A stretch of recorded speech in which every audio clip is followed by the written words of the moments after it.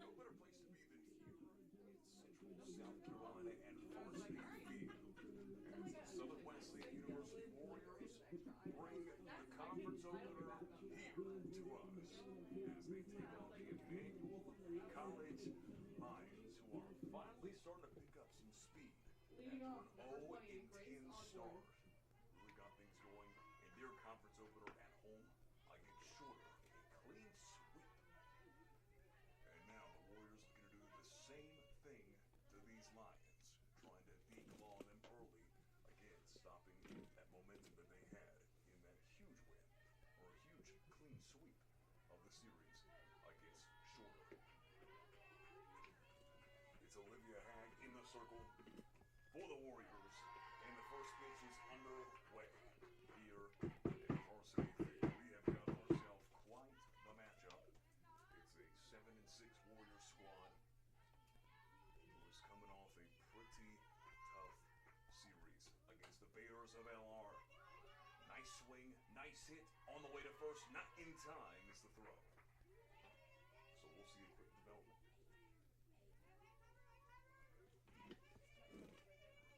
So Haig relying on the support of her infield. That one not on time. It was Grace Osborne, the shortstop, with her first hit. Up next, Jillian Price, the left fielder. Haig posting one of the best ERAs on this squad with a 2.21. You see, plenty of spin on top of it.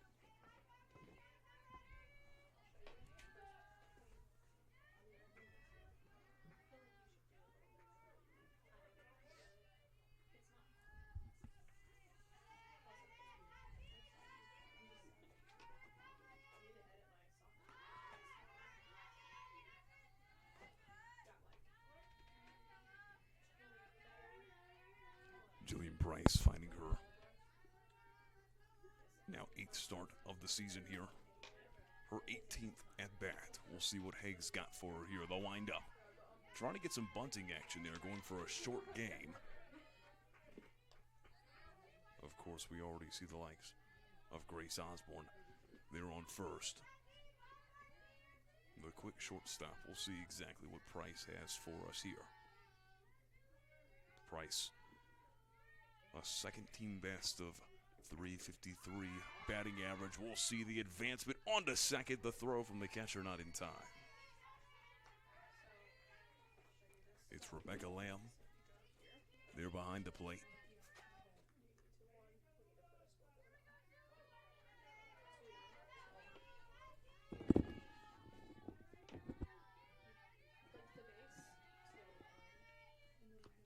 Haig looks to deliver. And that'll be a strike out, ladies and gentlemen, the first of the day.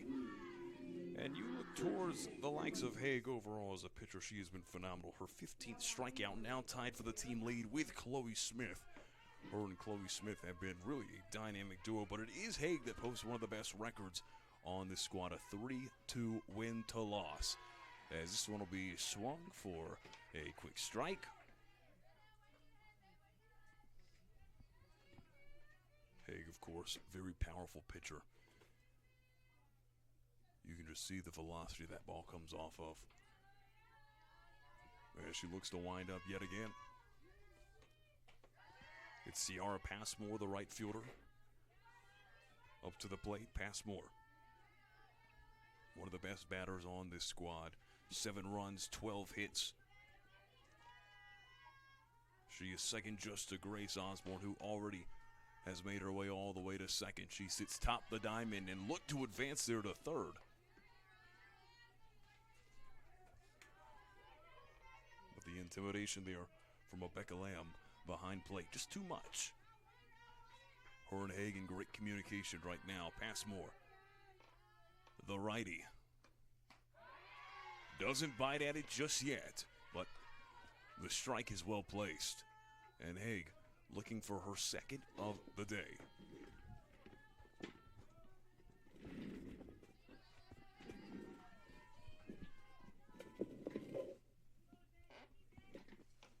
Haig lets it fly. Passmore going to be stopped shy just at first. And a quick put out there from pitcher to first. Abby Lawson called that one home, but not without Osborne making the quick run on to third. She is just one plate away from grabbing the first score of the game. Swing and a miss. Nothing going there for Carson Stowe. 280 batting average. Started in all 11 games she's played now. 25 hits for her, 2 runs off 7 hits. She's got an on-base percentage of just 39. Swing and a miss. Nothing going for her there. One more of those, and Emmanuel will find himself with a fat goose egg to end the top of the first. And everyone knows that these SWU bats are hot and ready to get swinging. Adios. And just like that, the Warriors keep it clean. Top of the first. We'll see you near the bottom here on the Conference of Carolina's digital network.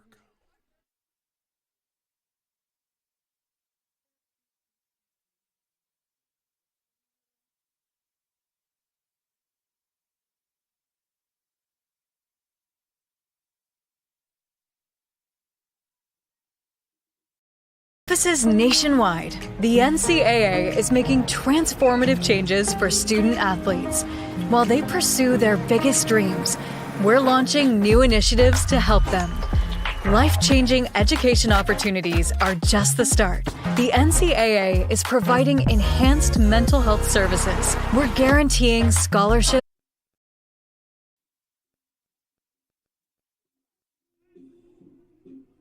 And like I said at the top of the first, there is no better place to be than here in Central South Carolina on Varsity Field as the conference opener for Southern Wesleyan has finally arrived. And it is the Emmanuel College Lions they take on, and the SWU Bats are finally out to play. Maddie Crouch to lead off, a 139 batting average. Right now, one of the lowest for the starters on this SWU squad. The shortstop has not seen much success here at the plate.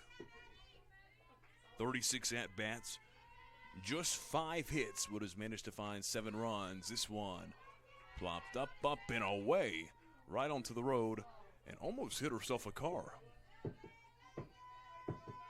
She would have definitely been running home, but not to the home plate that she wanted to, especially if that driver got out and started chasing her.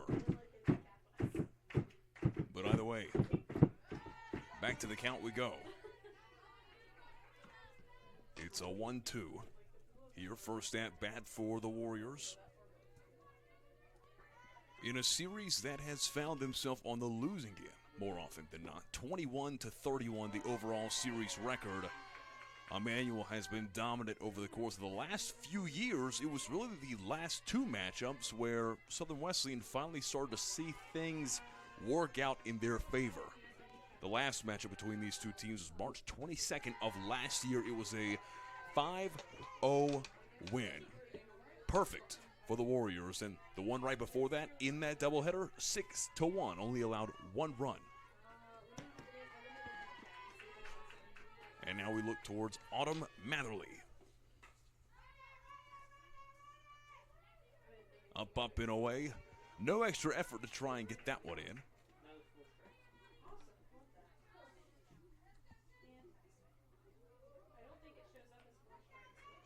And the ball brought in here for Matherly, who right now has the 1-4 win-loss record so far in her 6 appearances. Started 6 games so far, so has only had to be brought out just once in all of her appearances. She's been heavily relied upon. 27 innings pitched, she leads the team. So a pretty strong arm to bring out here against the Warriors, who sit right now at a winning 7-6 record. Crouch standing strong here at home plate. She has to weave and dodge around that one, and she'll find herself to first on the walk.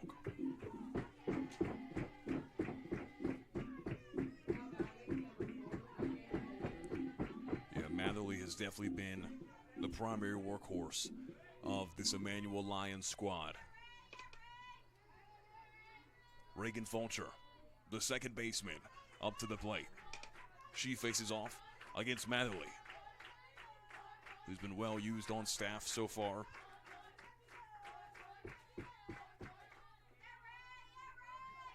Matherly so far has been pretty hittable as the season has gone along.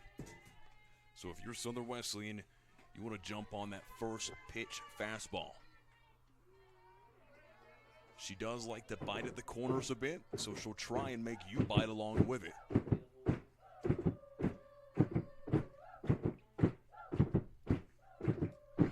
Fulcher with the 1-1. Crouch able to find her way with a beautiful slide onto second. Put her feet forward and almost slid by second base. Either way, we find ourselves with Fulcher back to the plate for the 2-1. Matherly, the one-step windup, and that one well placed, evens up the count at 2s. Fulcher so far this season, her alongside Maddie Crouch have been the 1-2 punch, but not in the greatest of ways. They both sit there near bottom of the team in regards to batting average. This one knocked up and away. They can make good contact on it, but unfortunately have just not been able to get the job done whenever called upon. Crouch, of course, now on second after the advancement, the steal from first to second. So she's done a good job so far and giving Southern Wesleyan a bit of a cushion here early on. No outs on the board brings us to the full count, 3-2. Rebecca Lamb, the catcher, in the circle now for the Warriors. Matherly against Fulcher. Here's the windup, and Fulcher nails it. A line drive right down center field, and Crouch stations herself at third. Well played there by the second baseman in Fulcher. That is huge for Southern Wesleyan. Now they dot both sides of the diamond, and brings up the catcher, Rebecca Lamb.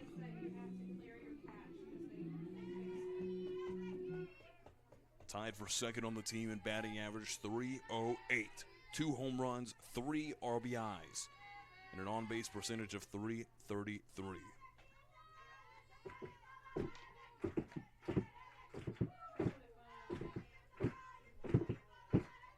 One thing about her is that she does not strike out often. Second to last on the team in strikeouts, just 5 to her name so far this season. Well placed there by Matherly. And you can see here on the near side of the diamond, right beside the dugout, is Crouch in the sprinter stance, ready to work her way back towards home plate. Matherly to Lamb. Lamb with just a partial swing brings us now to the 1-2 count. Can she work back on the uphill climb, try and even things out?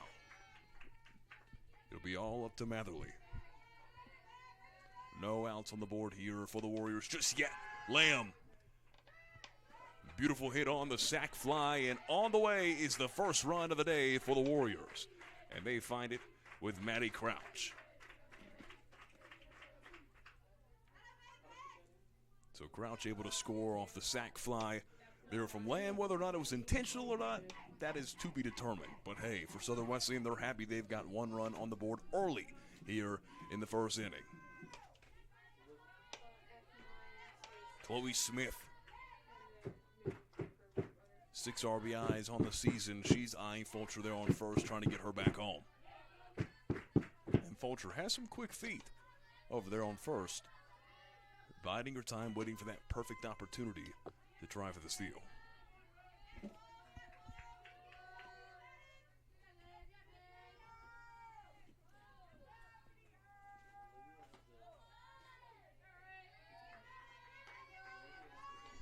So a pretty rough start here for Matherly in the circle. Onto a 1-1 count, just 1 out. And SWU takes the first run of the game.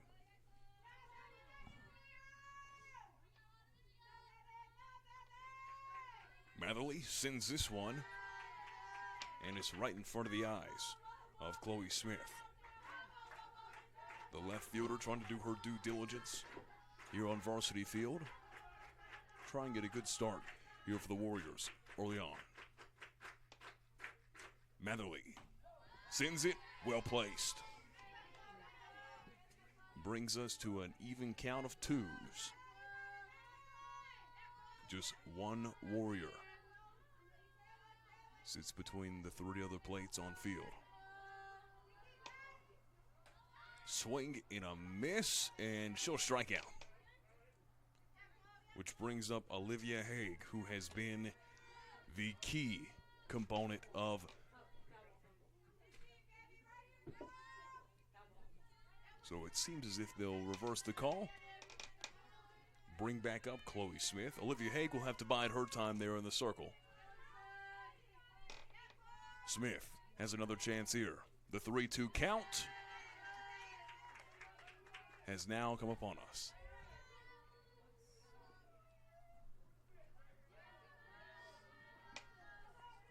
Smith to make or break here. Matherly, the pitch. This one right towards first, out of the first baseman's glove, but either way it does advance Fulcher. So now Olivia Haig, who right now leads the team in RBIs with 14 to work her way up to the plate. Such a dual threat weapon she is. It is such a rarity to find a pitcher that can both swing lights out and also pitch lights out. We'll see what she's got here against fellow pitcher adversary in Matherly. This one low for ball number 1. The Warriors already worked halfway through their lineup. 2 outs across the board. It's a 1-0 count. Fulcher sits there at second. Looking for the 15th RBI of her season is Haig.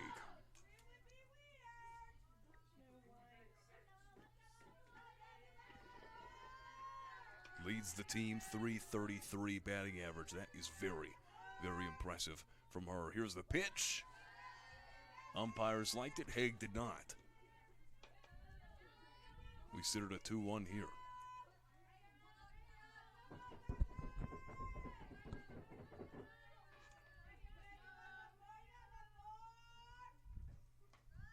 Haig finally bites at it. Takes a piece of it. Evens the count up. And the thing is with this Emmanuel pitching staff is that they are aggressive early. ERA sitting between the 6 to 10 plus average.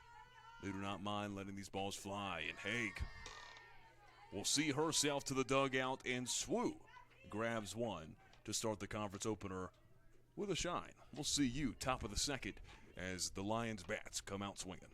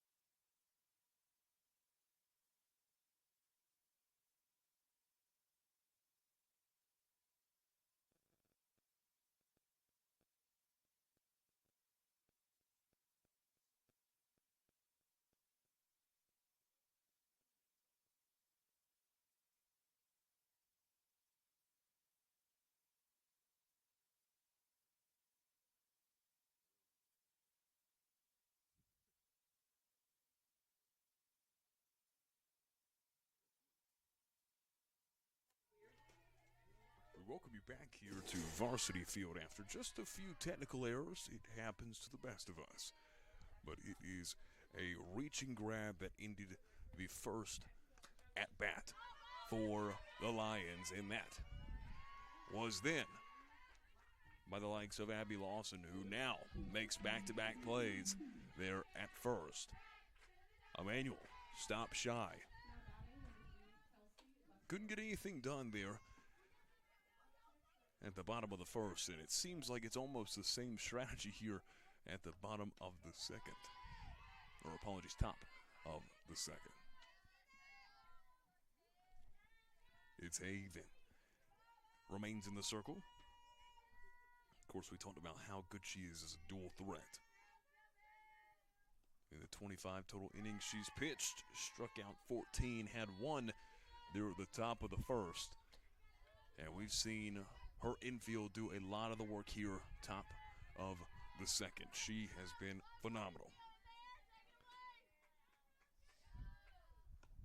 One thing about her she has been a bit well known around the conference to walk many batters.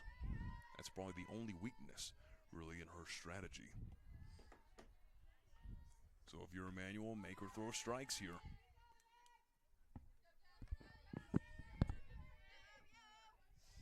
We sit at a 1-2. She's been throwing strikes like nobody's business. We'll see how Haig decides to go up against the likes of Kelsey Lester, who usually sits behind plate here for this Emmanuel College team.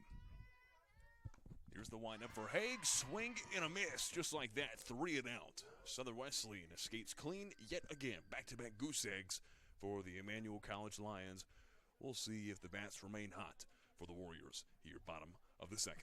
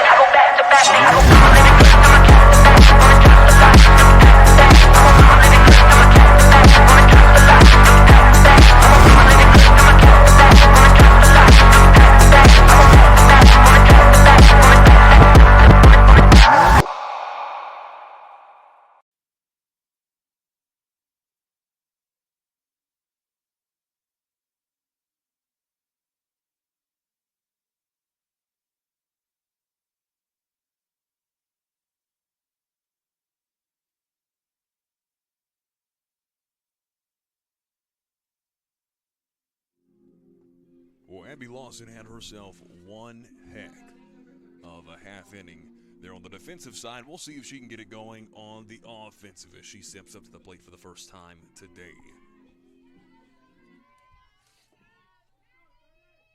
The first baseman out of Marietta, Georgia. A standout there at Pope High School. This one going low and just outside the box. There for Matherly. Allowed just one run there in the first. The way it happened was the sac fly early on, but it was a long half inning for her. I'm sure she was glad to get out of it. Now faced up against Lawson, who currently sits at a .265 batting average. 2 home runs and second on the team in RBIs with 10. No one to bat in so far since she is leading off here. Bottom of the second. We'll see what she gets done. Here's the pitch. Just outside the box yet again. Brings us to a 3-1 count. This is a great downhill run for Lawson. Plenty of wiggle room for her. Matherly, the windup, and Lawson goes ahead and takes first. Matherly, you can see the frustration. Saw the kick of dirt, but she's got Abby Schreiner to deal with. The catcher. 6 RBIs, 1 home run this season, .250 batting average.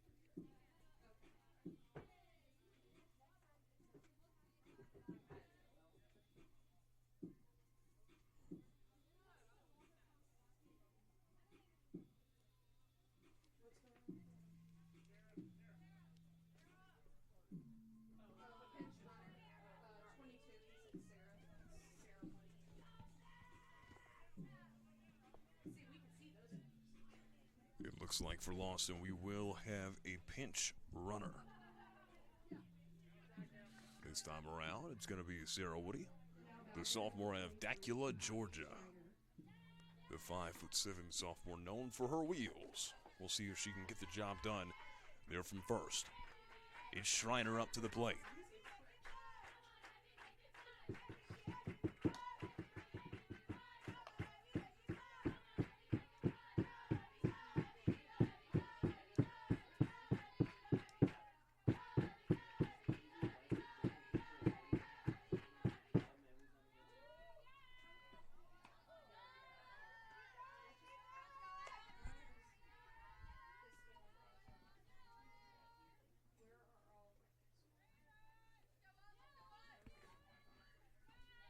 This is such a powerful Southern Wesleyan University batting squad. They hit .246 as a team, 10 home runs so far throughout the season. You gotta respect the power that they bring to the plate.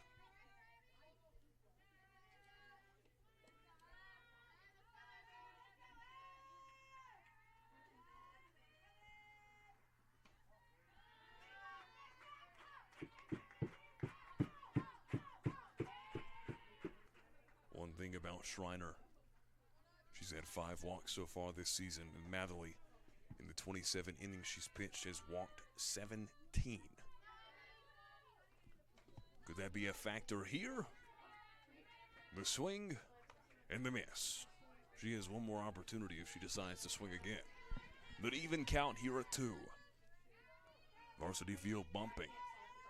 You're on a beautiful Tuesday afternoon.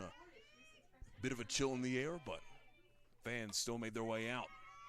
Schreiner hits it, and it's an escape ball deep into left field. SWU now getting closer and closer to a scoring position. Here they have the pinch runner and Sarah Woody situated there at second, and Schreiner finds her way to first as we look towards Megan Ware, the third baseman, up to the plate.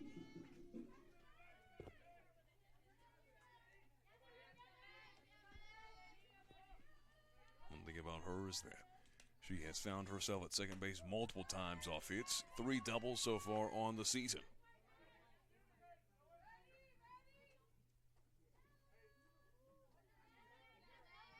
One thing about her is that she has got one of the lowest on-base percentages of this SWU squad, second only to Maddie Crouch, but Crouch has found her way on home today. Here's the bunt, some short play. Looking towards first, and she won't make it on base again. A sacrifice for advancement there for Southern Wesleyan, and it was Ware to try and get the job done. So now it's Schreiner, and it's Woody. Teeter-tottering closer and closer to adding a few more runs to this SWU scoreboard. They bring out the lefty and Riley Brown, the center fielder.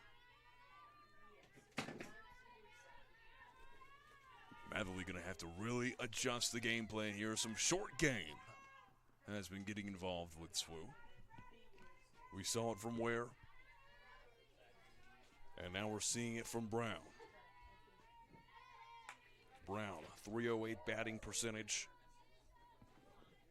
an on-base percentage of 308. Second on the team in strikeouts. That is where her fatal flaw is. She's got 9 so far on the season, but hey, she won't strike out there. Wallops this one deep into left field, and on the way are the Warriors. And it was Woody who saw herself home for the second run of the Warriors' day. Brings back up the leadoff hitter in Maddie Crouch. Already one run for her today. She was one of the two. And Woody adds to it.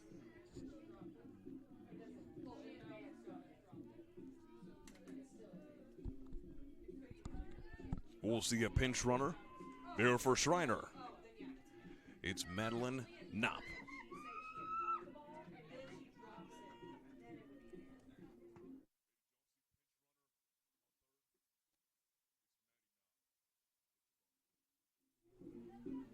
So now Knopp. With all the work being done there by Schreiner, she says, I'll go take the last lap for you.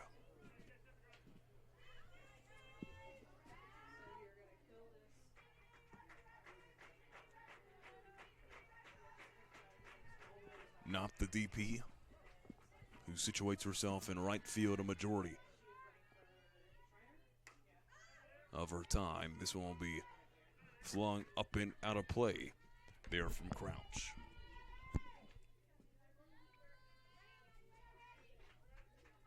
So she's making contact off first swing. That's a great, great sign there from the Warriors. Crouch eyes that one down. That one too high for her liking. Brings to an even 1-1.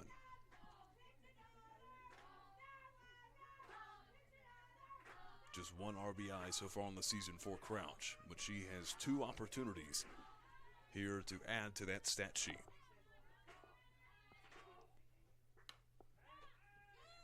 Easy out there at third. Don't blink an eye, or that one will go right by you. Well played there by the third baseman. It was Shelby Reinford. Just a freshman as well, making a veteran-like play there at third. So it does bring up Fulcher to the plate. And the freshman making some freshman-like mistakes, but we see SWU score yet again, and it was Knopp. She said, not today. Not going to stop me from heading on home and grabbing the third run of SWU's day. 3-0. And it's the Warriors' lead here at home.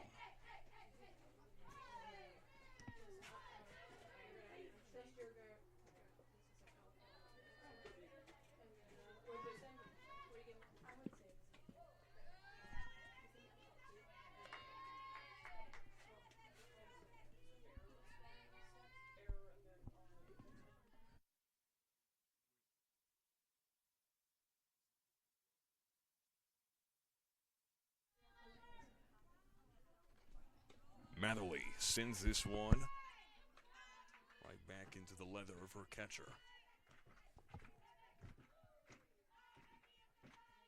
1-1 count.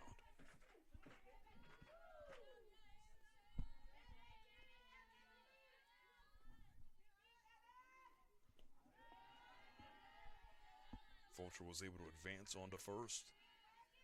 Lamb now for her second at bat.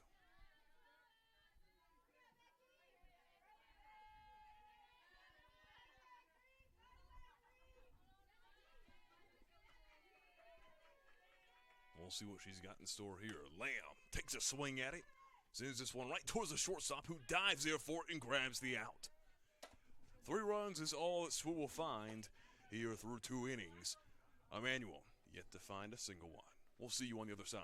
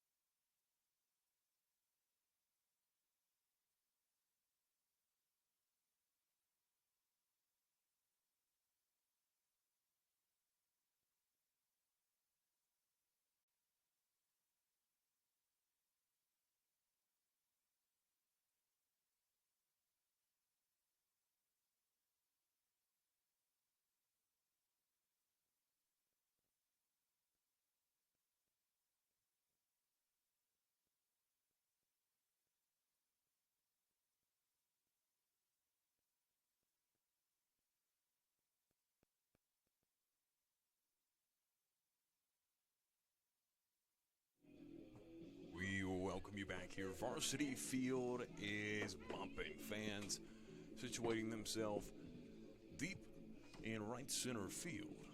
We see them all in their trucks, in their cars, with lawn chairs out, here to watch the conference opener in Central South Carolina. My name is Colin Calvert. Glad to have you here with us as we look towards Hague, who has been a dominant force in the circle so far today for the Warriors. It's J.C. McCall, the second baseman, up to the plate. McCall, another freshman on this very young Emmanuel roster. Hitting .222 so far on the season. Struck out twice. Not much power here from the shortstop slash utility player so far this season. Also pretty small sample size to work with. Hague sends this one, and just like that, maybe eat my words, plenty of power there from McCall. She works her way onto first off the first pitch.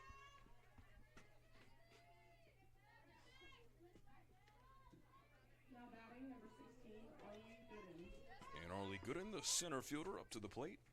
First time today she's made an appearance. The sophomore outfielder, .231 so far on the season is her batting average. Shakes off her hand there. Maybe a little bit of reverberation off the bat. 12 strikeouts, a heavy team lead in her 26 at-bats. Definitely the biggest whiff rate on this roster. We'll see what the lefty has in store as Hague, the righty, winds up. Swing and a miss. There is one of the whiffs. Brings us to an 0-2 count. Hague in striking position.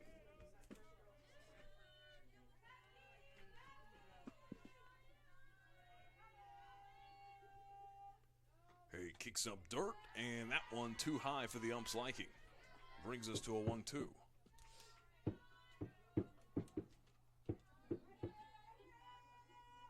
See Osborne up to the plate next, the leadoff.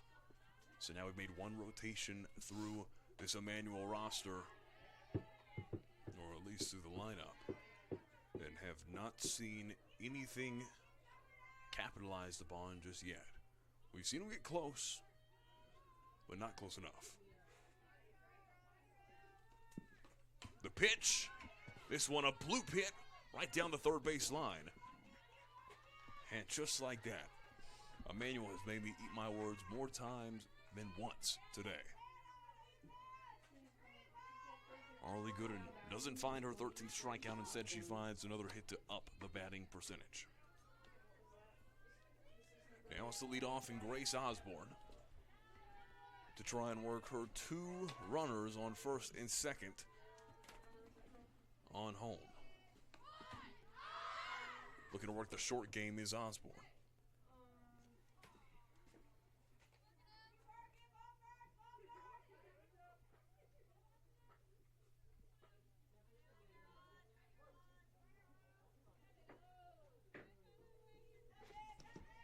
Second at bat here for Osborne.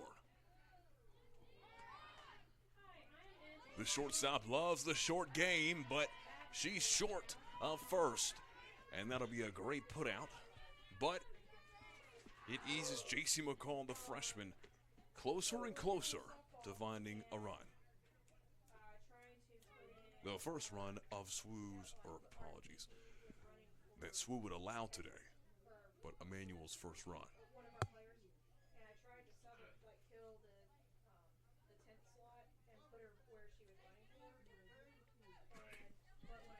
We'll see a pinch hitter here for Jillian Price. It'll be number 18, Vic Epps, the sophomore out of Duluth, Georgia. Peachtree Ridge High School product. We'll see what the utility player brings to this hitting squadron.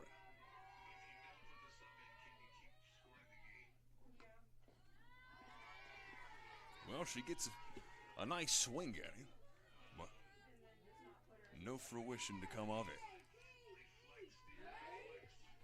It remains McCall at third. A runner top of the diamond as well for this Emmanuel College squad.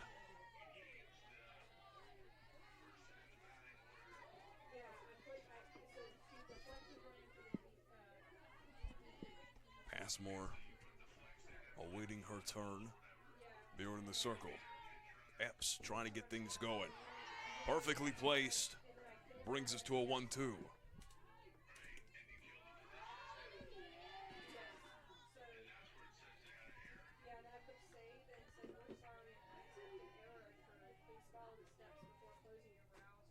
Hey. The rise ball rises too quickly.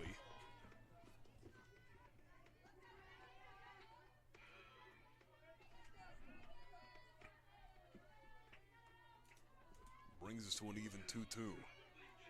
Haig takes a deep breath, winds up, sends it, and that one perfectly placed. Haig says goodbye to Epps, and she walks her way back to the dugout. So now it's Ciara Passmore, the right fielder, who we've seen already make some great defensive plays today. Nothing going just yet on the offensive side, but you could say that for the entirety of Emmanuel. Coming to this game just 2-10, and it just so happened to be the last two games, the conference openers, that they ended up winning. Nice play, but an even better stop there at first. And guess who? It was Abby Lawson. She has had plenty of putouts today and continues the streak. We'll see you later. It's a 3-0 ball game, and it'll be Emmanuel on the defensive and SWU on the offensive. Legacy began in 1973. That was the year NCAA Division II was born. And since the very first day, our division has shaped generations of student athletes with a true sense of academics, athletics, and community. That is 5 decades of graduations, championships, teamwork, and personal development. 50 years of shaping student athletes into world-class leaders. NCAA Division II. Our division, our legacy.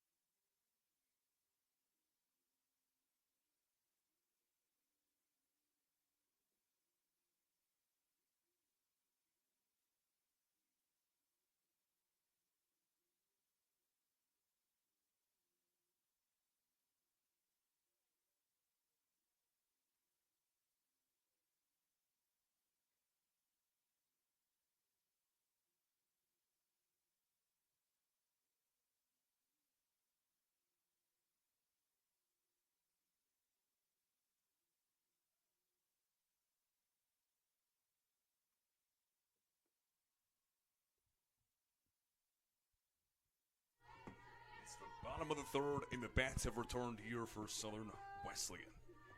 Chloe Smith, another very impressive pitcher, goes ahead and gets the best of the likes of Matherly as she goes ahead and finds her way on to first.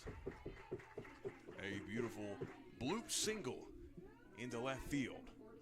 The Emmanuel defense in shambles at the moment. Unable to really contain this SWU offense, which brings up one of the best two-way players in the Conference of Carolinas in Haig. Beautiful strike right down the middle. Haig's last at-bat found her actually striking out.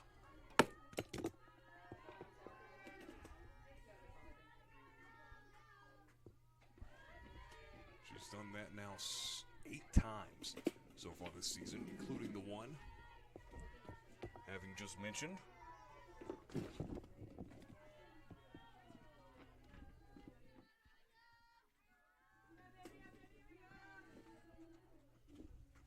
And a dirt ball there from Matherly. Unfortunate start here, already allowed 1 hit and finds herself with a dirt ball. Confidence has got to be low for her right now. Matherly lets it fly, and Haig says, not today.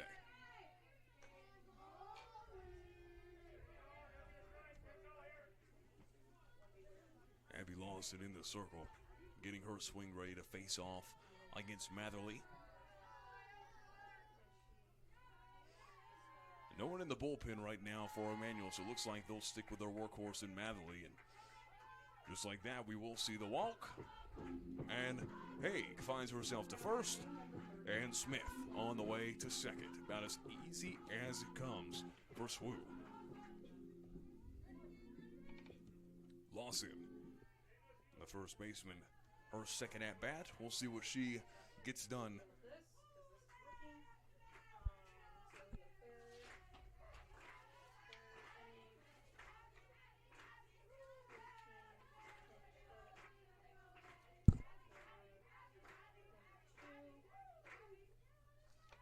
Lawson, her 14th start of the season.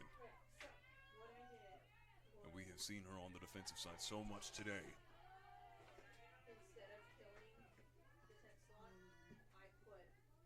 Tied for fifth on the team in at-bats with 34. 9 hits. She got on first last go-around before being relieved of her duties by a pinch runner. She'll swing at that one and miss. Brings us to the 1-2. No outs on the board yet.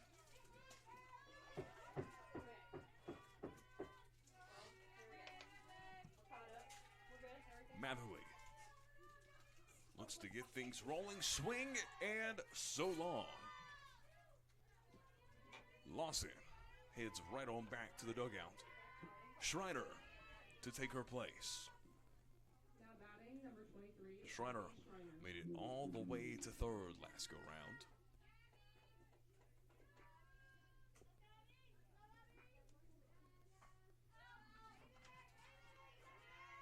Schreiner with some good contact. That last hit was her 7th. 2 doubles, 1 home run, 6 RBIs for her on the season. 3-0 with SWU, still keeping hold of the lead.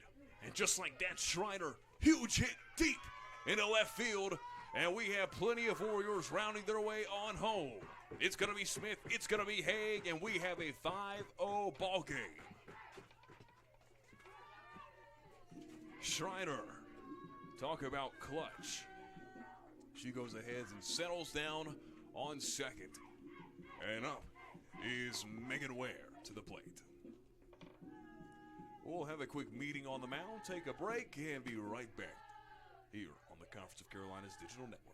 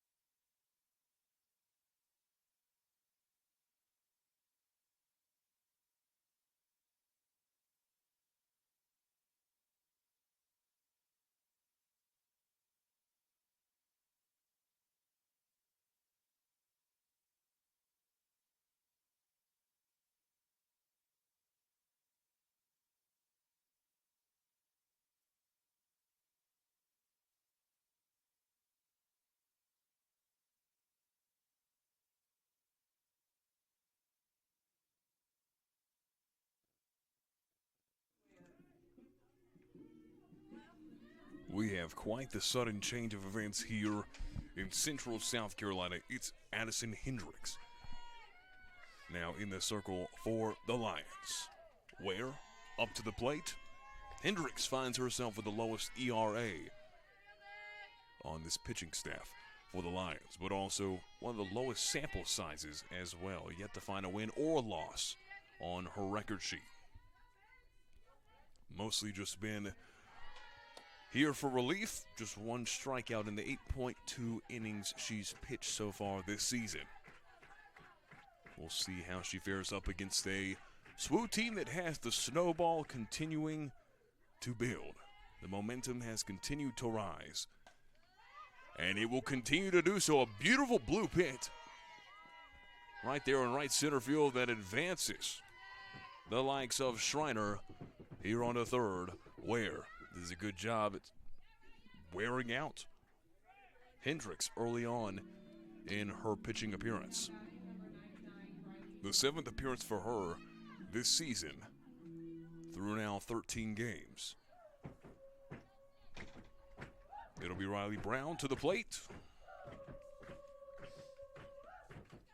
Brown, like I mentioned, coming into this game, she's second on the squad.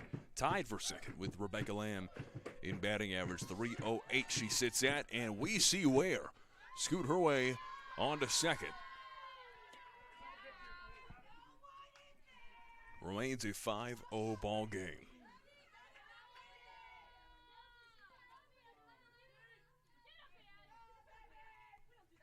Hendricks. Eyes down Brown. Here's the pitch. Winds up. Brown flings it high. It's a pop up and it's a pop down. Schreiner working back and forth, trying to shake off defenders, and she settles herself back down at third. So Brown says goodbye to home plate, and she says hello dugout.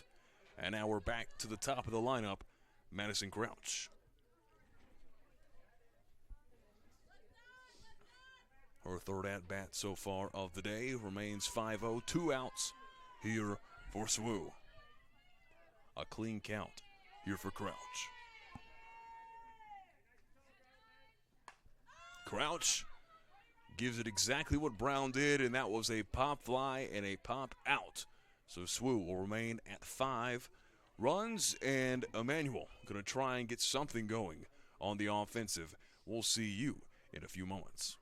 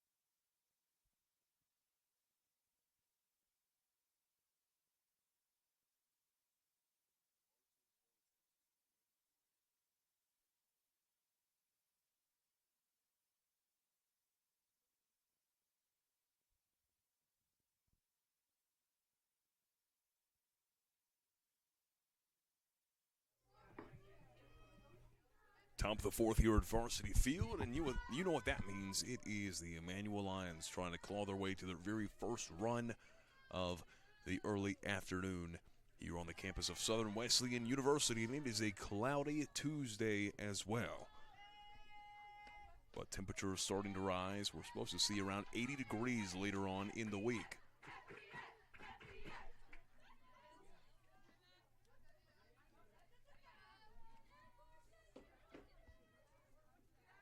Carson Stowe just for her second at-bat.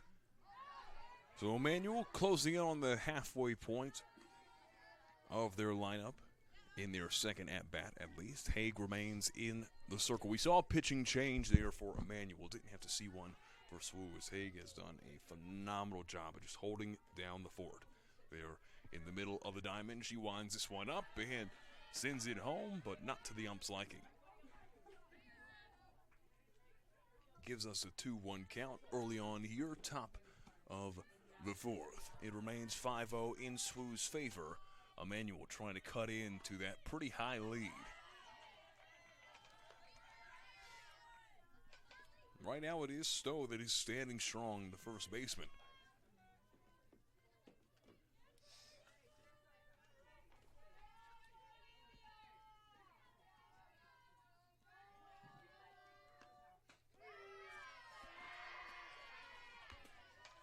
And Stowe says, "See you later," as she prances her way back to the dugout. That is yet another strikeout on Haig's day.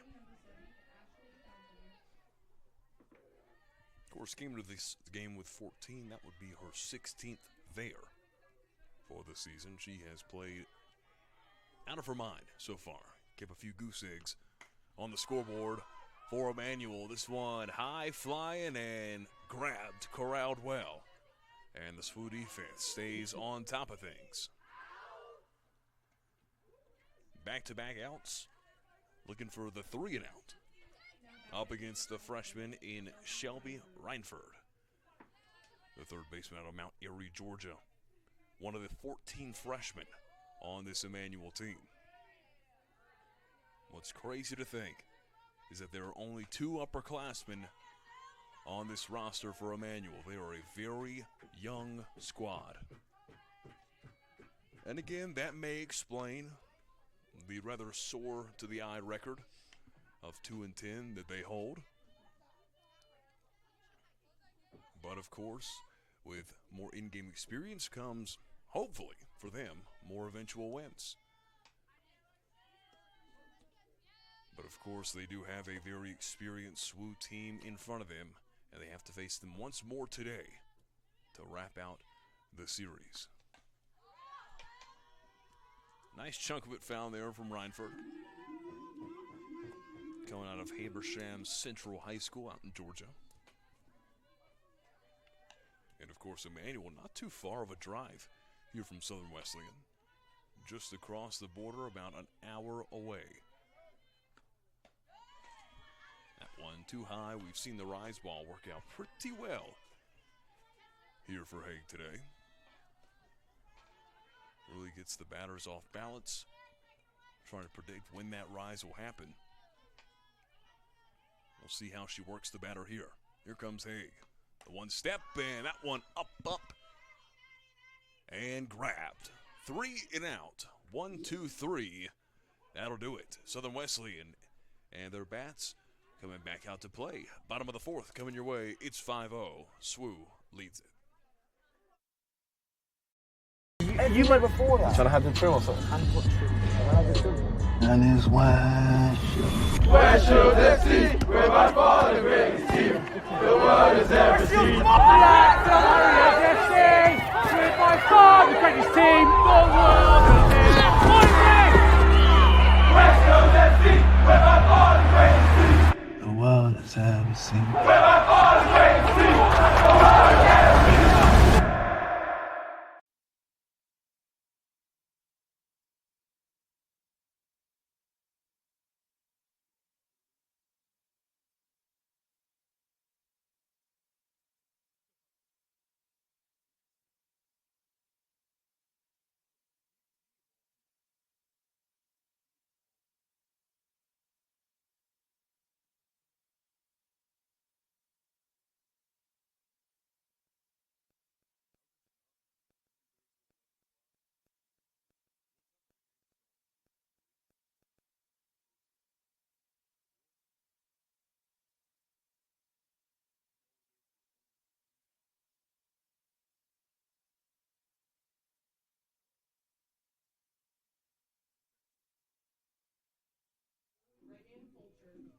We welcome you back here to Central South Carolina on a beautiful, slightly warm Tuesday.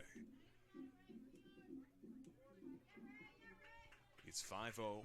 Southern Wesleyan leads the way. Here at the bottom of the fourth, it's Hendricks now in the circle. She replaced Matherly about halfway through the bottom of the third. Their usual workhorse was put out of order, and now she sits on the bench. Hendricks with one of the lowest ERAs on this squad of 4.04.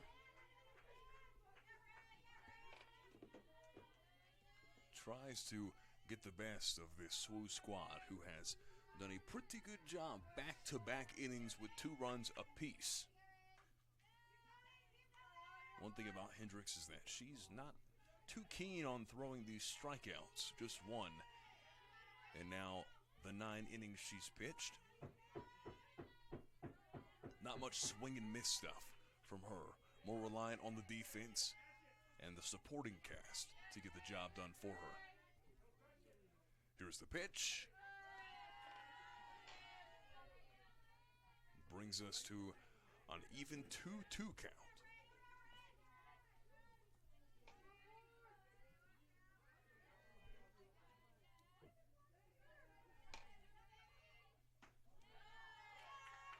Fulcher sits at even in her third at-bat.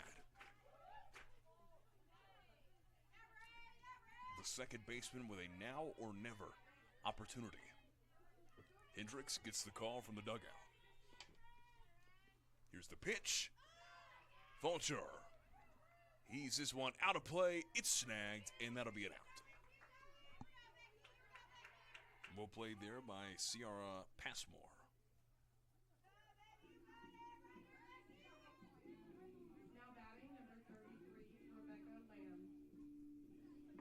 One thing about Passmore is that she has quite the eye for the ball, not only on the defensive, but on the offensive as well. We've seen her play really well from the plate today. But now we look towards Rebecca Lamb in the white and blue uniform for the Warriors.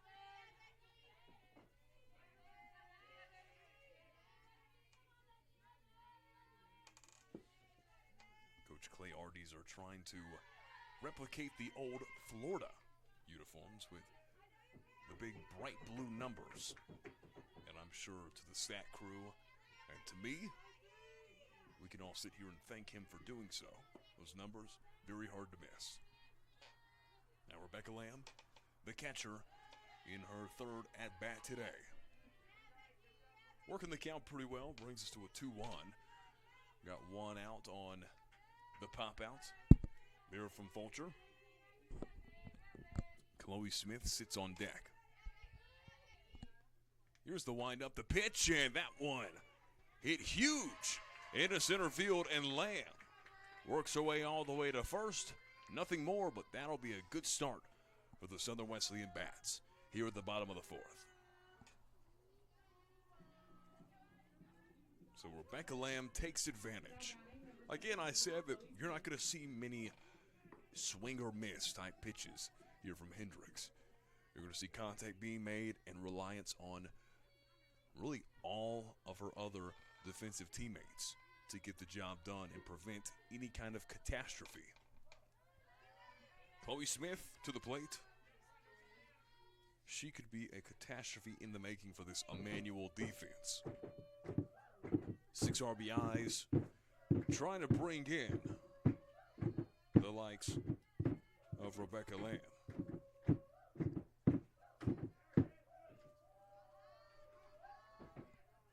And deep towards the wall.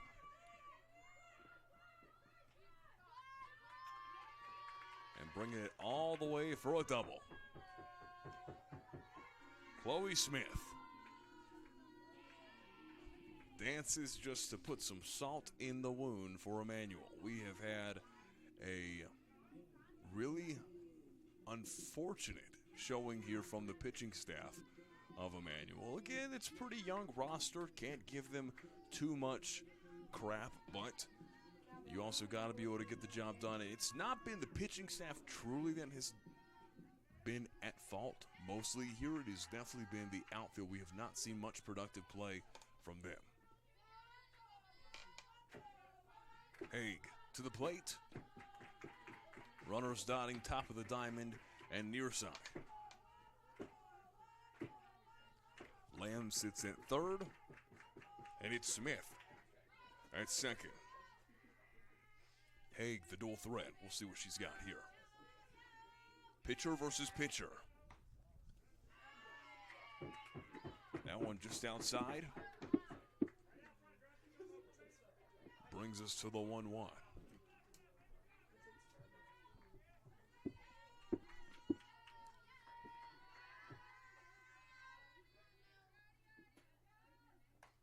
Haig. This one's sky high and just outside the Emmanuel dugout.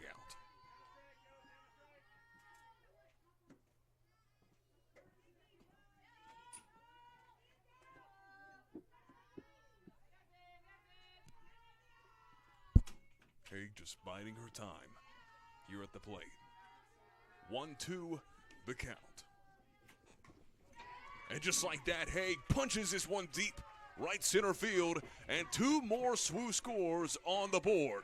Can they make it 3? We see Haig slide into third. They call her safe. Beautifully played as Lamb and Smith found their way home. Make it a 7-zip game. Emmanuel needs some sort of saving grace. They'll have a meeting at the mound, and we'll see you on the other side of it.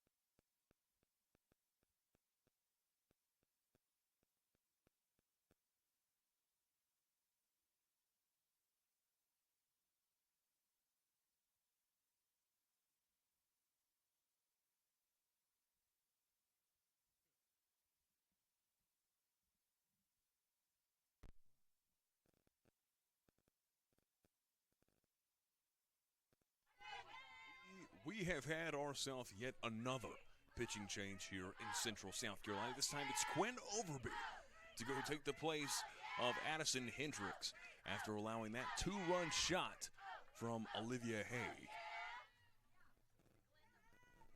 Many have dubbed her as one of the scariest dual threat players in the Conference of Carolinas. As we welcome you back, it remains the bottom of the 4th. Now with Lawson up to the plate for the 3rd time today. The first baseman, who has done miraculous work there on the defensive, looks to get going here on the offensive.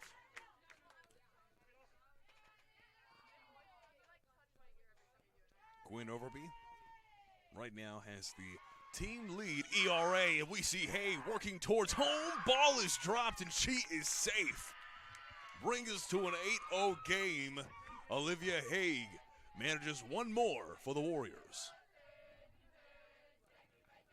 You saw Overby just eyeing her down. Chased her down, but just couldn't grapple the ball in time.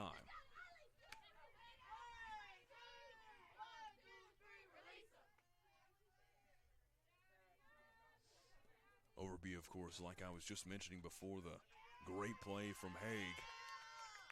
As Lawson finds her way on to first. But Overby right now leads the team with a 10.23 ERA. Also walked now 13 batters in 14 innings pitched. That is what some may say is catastrophic.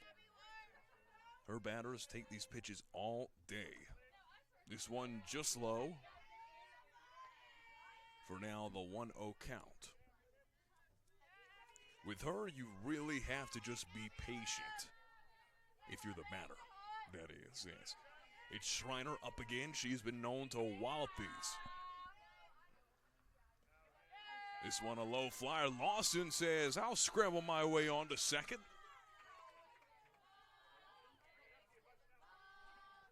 Schreiner, the DP, has really designated herself as the player to watch, too. We saw her really get things going early on for this SWU team, punching a few deep into the outfield, and right now we've just seen Emmanuel unable to collect. We have a 3-0 count. Schreiner has lots of wiggle room to work with.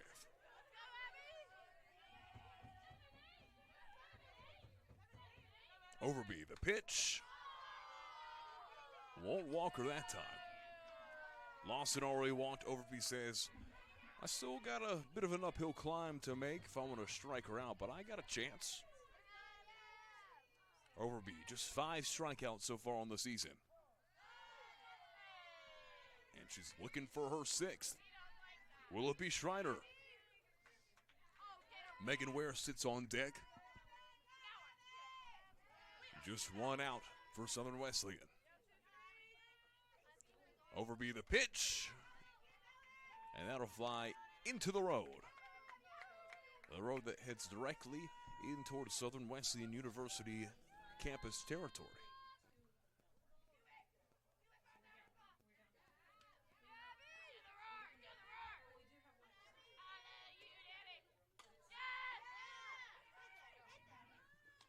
Placing that ball on time as Schreiner finds her way out. 2nd out for Southern Wesleyan. Ware finds her way up to the plate. But Lawson inching closer and closer to scoring territory.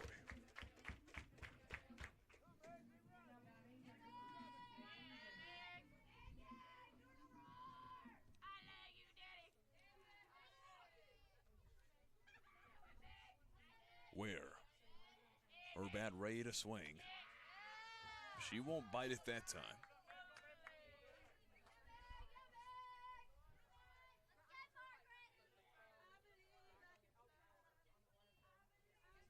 Overby not one to expand the zone. We'll see how she does here. It's a 1-0 count, and Ware gets a piece of it deep towards Passmore, and she corrals that one, wrangles it up, and that'll be it for the Warriors there at the bottom of the 4th. We'll see you at the top of the 5th. 3 runs are scored there, making it an 8-0 game. See you on the other side of it. If things aren't scripted. If you're an athlete, we need people like you and translate those skills to officiating. You can get a lot out of it. It happens in every town, in every game. We never have a perfect game, but the rewards always outweigh the negativities.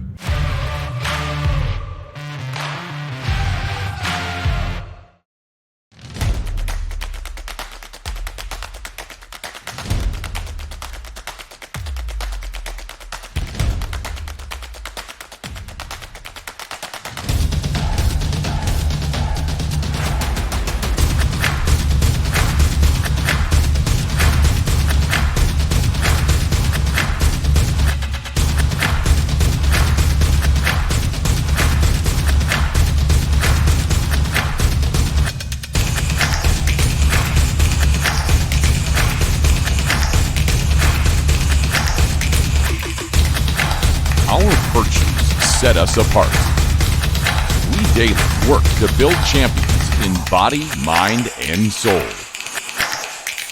It's who we are. This is Conference Carolina.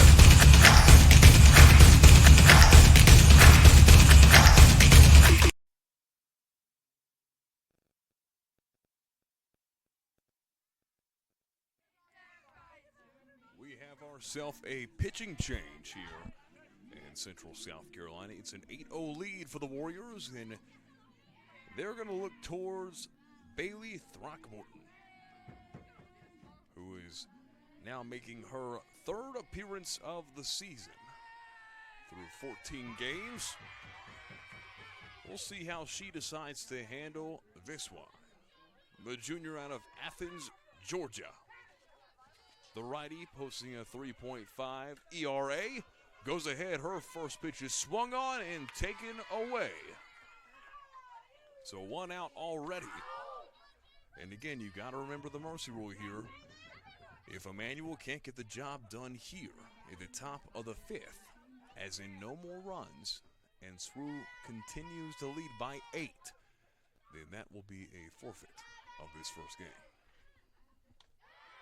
Not a forfeit per se, but more of a run ruling.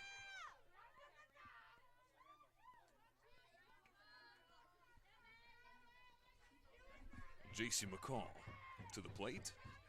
It was Kelsey Lester that found herself out on the deep pop fly. Brown corralled it well.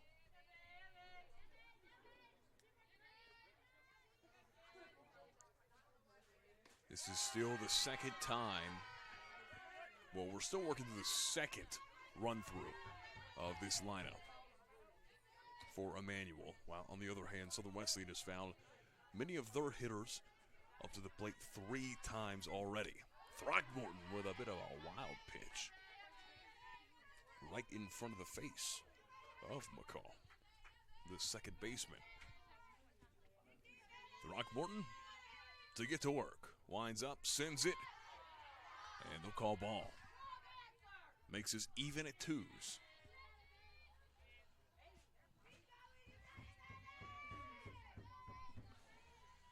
Of course, Haig has spent the majority of the time in the circle, and that'll be the third strike.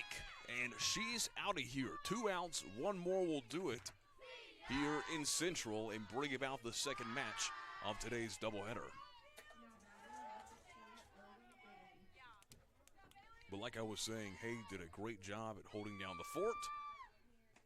And there was really no need for relief, but giving Throckmorton a chance to take the driver's seat here for the Southern Wesleyan University pitching staff was a great look. Got to have all the girls ready whenever the time comes. This one's steamrolling its way down the center field line, corralled by Brown and brought right back into the hands of Throckmorton.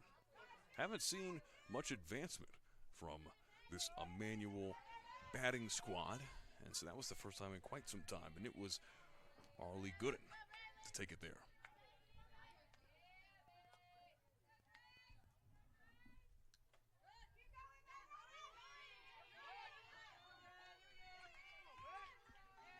We'll see the steal from first to second. There from Gooden, who's trying to extend this game out. If she makes her way home, it'll be up to Southern Wesleyan to work through another 2 innings. Throckmorton, a lot of pressure on her right now to try and get Southern Wesleyan out of this bit of a bind they have.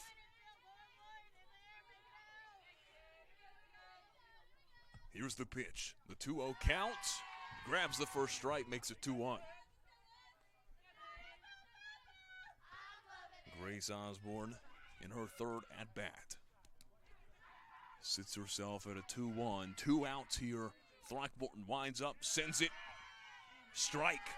Evens it up at 2s. And the dugout is loud right now for this Southern Wesleyan squad. A huge roster for them as well. Throckmorton sends it, and they'll make it a full count, 3-2. So close, a mere inches away from ending this first game. Up, and over us here in the press box. Thankful that we have these steel bars in front of us protecting us.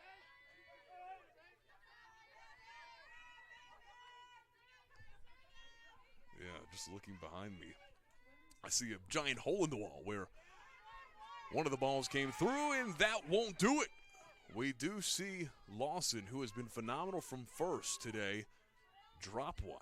And we have Emmanuel inching closer and closer to keeping this game alive.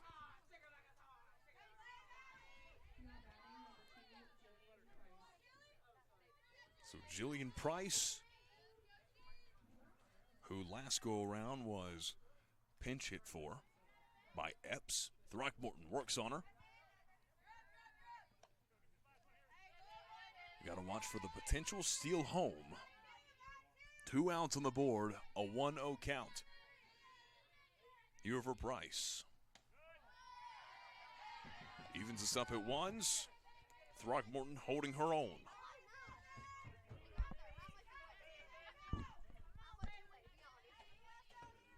Here's the 1-1.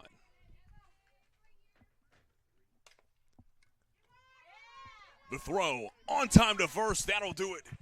Here for the first matchup of this series, Southern Wesleyan takes it 8-0 here at home.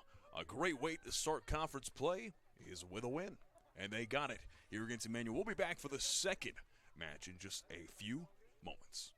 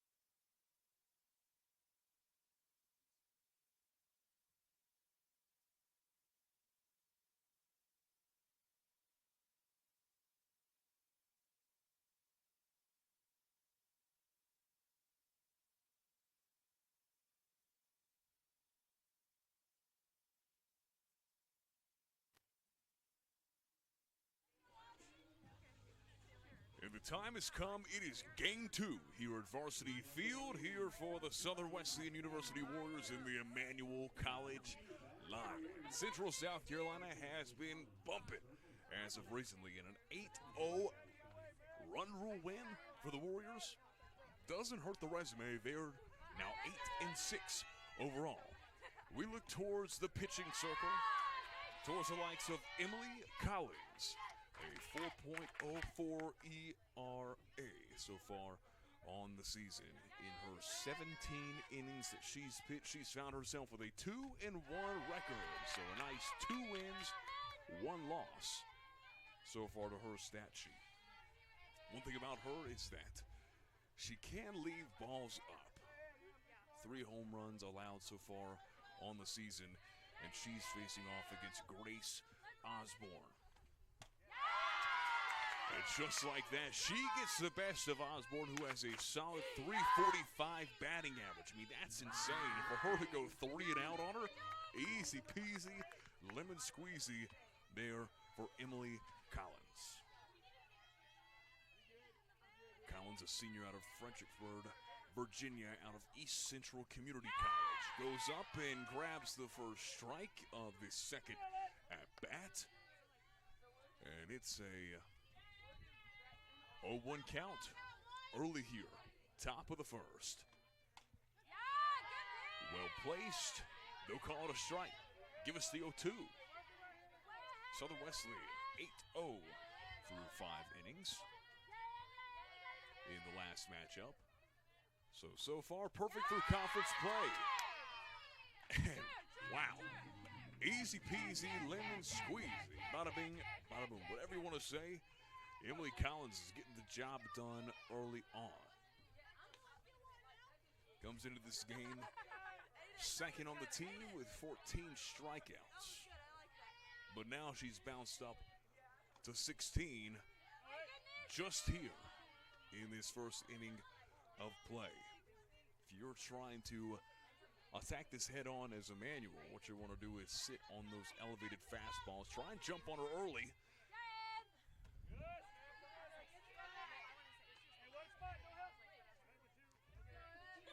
And of course, if anybody's going to get the best of her, it is going to be Sierra Passmore. 321 batting average, 7 RBIs. Only struck out 3 times over the course of the season. She's getting close to finding a 4th. 5 doubles and a triple for her already on the season coming into this series. We'll see how she handles the likes of Collins. She swings at it. Brings us to an even 2-2. Collins trying for a quick 3 and out of batters, that is. Well played, didn't blink it, that one was Passmore. And of course, glad to have you here in Central South Carolina. My name is Colin Calvert, and a big shout out to all of our crews doing all they can to make broadcasts like this possible, and the defense of SWU making top of the innings like that possible, and that is big fat goose eggs being laid for Emmanuel. Quick 0 start. We'll see the Warriors come out to play here at the bottom of the first. Campuses nationwide, the NCAA is making transformative changes for student athletes. While they pursue their biggest dreams, we're launching new initiatives to help them. Life-changing education opportunities are just the start. The NCAA is providing enhanced mental health services. We're guaranteeing scholarships and tuition and expanding access to healthcare. Visit ncaa.org/change to learn more.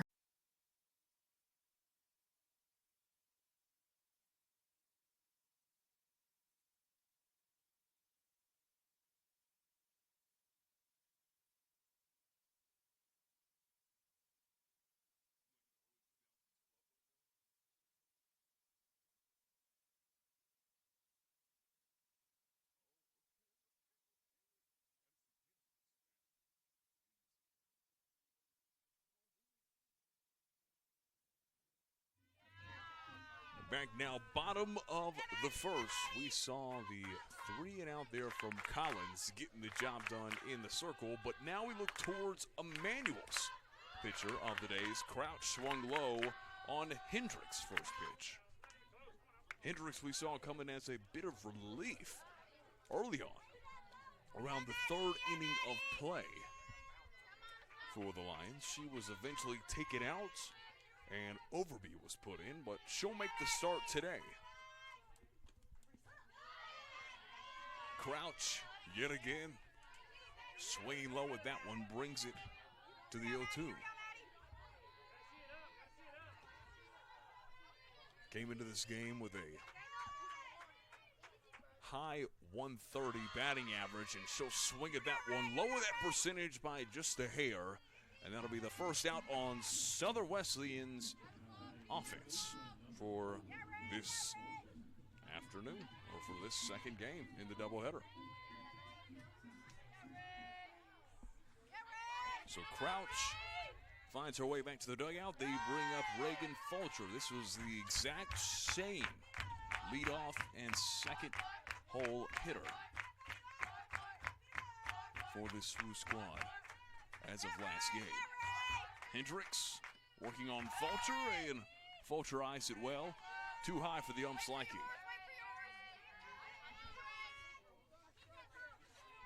If you're just now joining us, glad to have you here. It was Fulcher alongside Maddie Crouch, hitting there in the high 100s in regards to batting average. She's got 194 on the season, a 244 on base percentage. Came into this series leading the team in errors with 6 on the defensive. But she sits right now at a 2-2 even count on the offensive.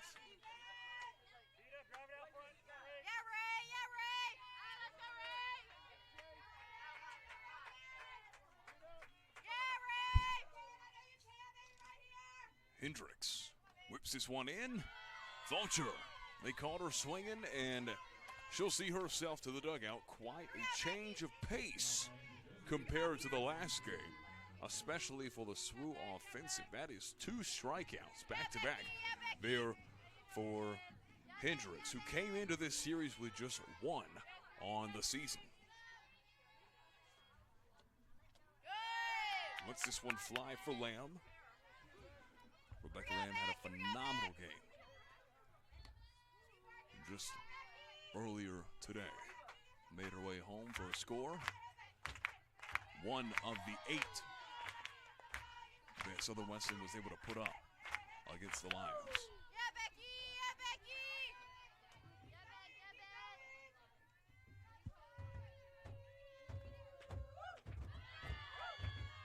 Swinging low at it, we're seeing Addison Hendricks really bring some trickery.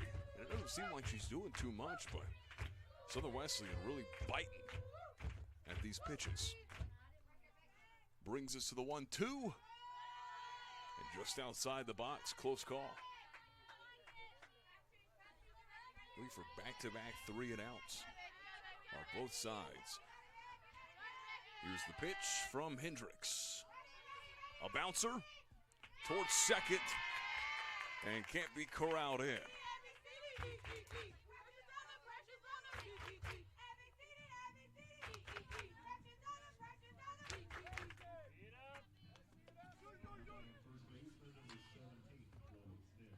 J.C. McCall, who's near the bottom of the lineup for this Emmanuel team. Unable to get it done there at second, but it was Lamb that sits now at first.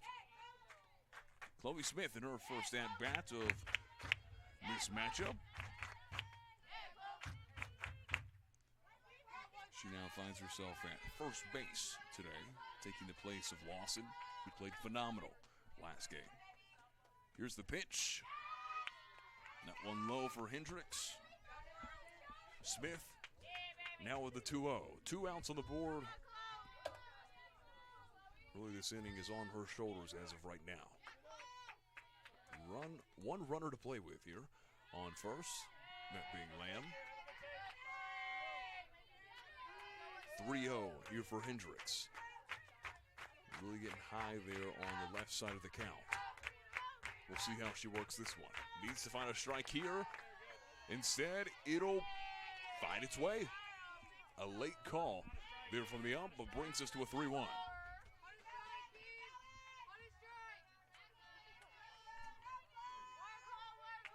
Hendricks lets it fly.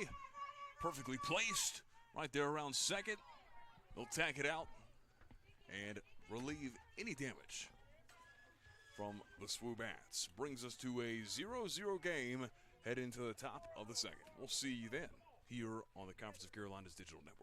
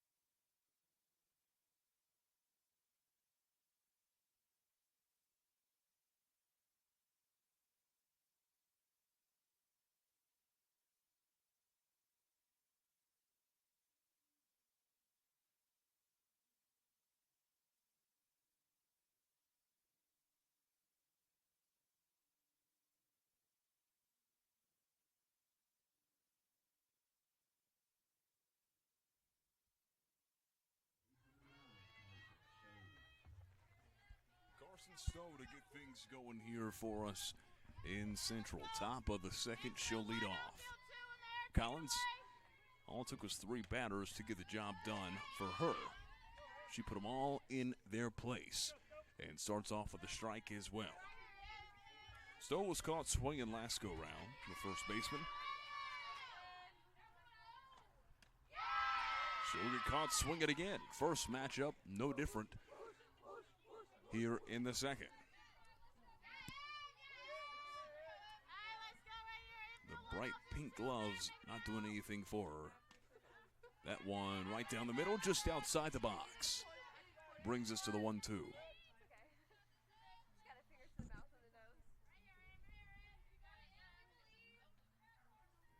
Here's the pitch from Collins. Right down the first base line. And sitting there waiting for her is indeed number 17, Chloe Smith. Simply put it in her glove, stepped on the base. Easiest out probably of her entire career.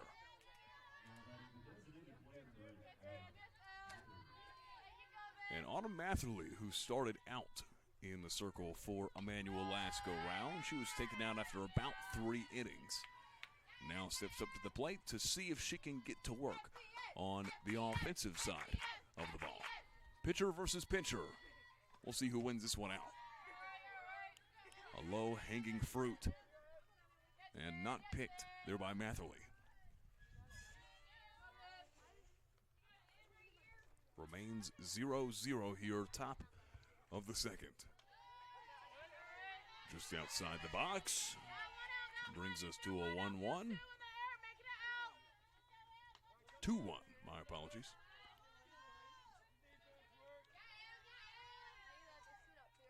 Here's the pitch from Collins. Matherly takes a chunk out of it. Situates herself.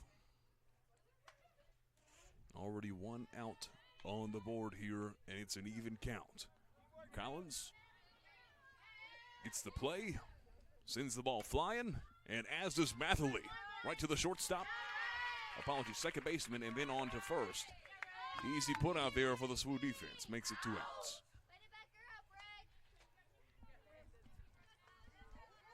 It was Reagan Fulcher there at second, who got the deflection. And then the quick toss over to Smith.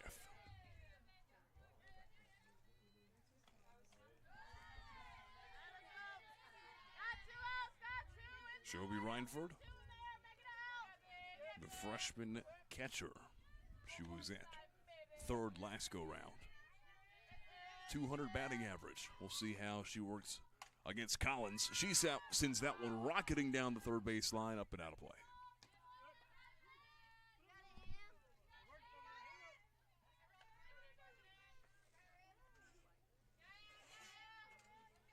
She situates herself at a 1-1. Collins winds up, pitches it. A wild pitch. High flying. Reinford gets the call from her head coach here on the third base line. Collins eyeing her opposition, and that'll be a nice swing from Reinford. Keeps her alive here with the 2-2.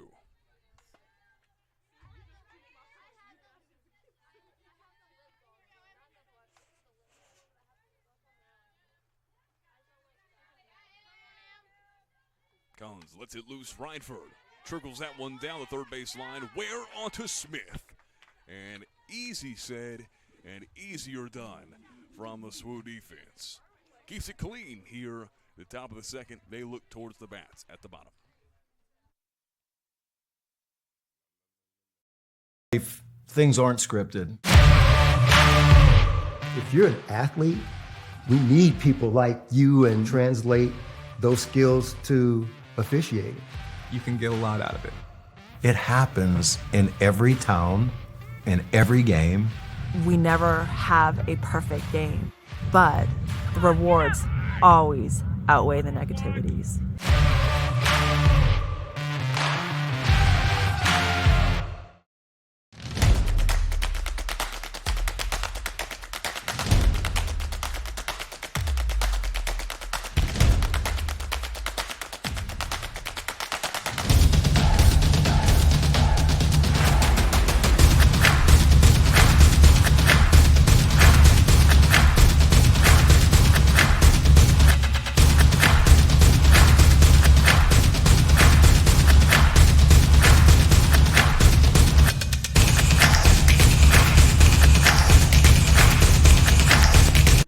First at-bat here in this second matchup than she did in the first. Was caught swinging in the very first at-bat she had in the first bit of this series against Emmanuel College, who comes into this game 2-11. Had a clean sweep of shorter to open up conference play, then dropped the first to SWU.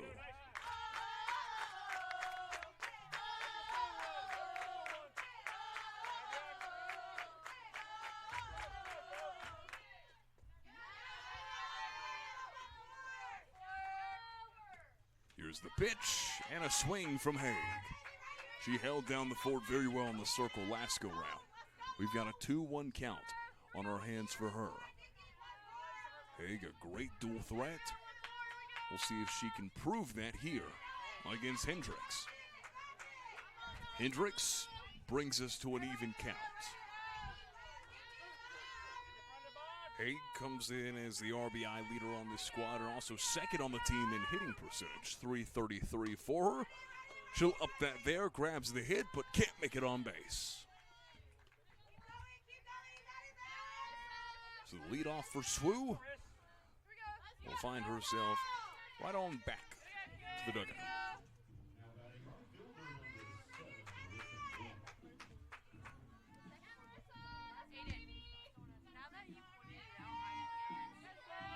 Marissa Moreland, the freshman of Rossville, Georgia, has found herself into the starting lineup. Swings at it there. Really put her whole body into that one.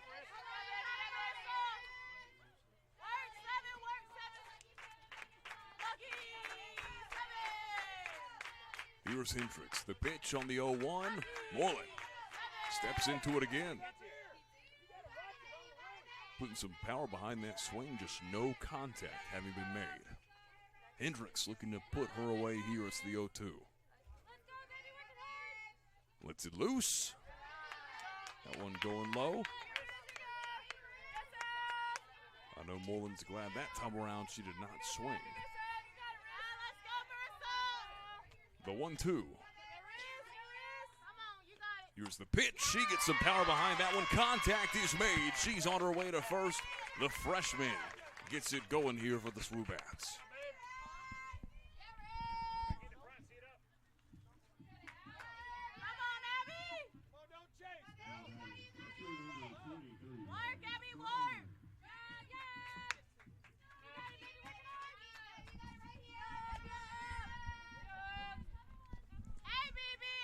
Schreiner now up to the plate, and she had herself a phenomenal first game against Emmanuel. And the freshman with quick feet.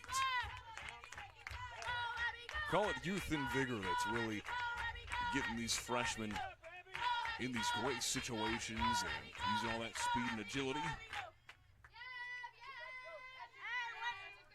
Works her way onto second base, and now Schreiner with an easy RBI situation, if there's enough power behind it.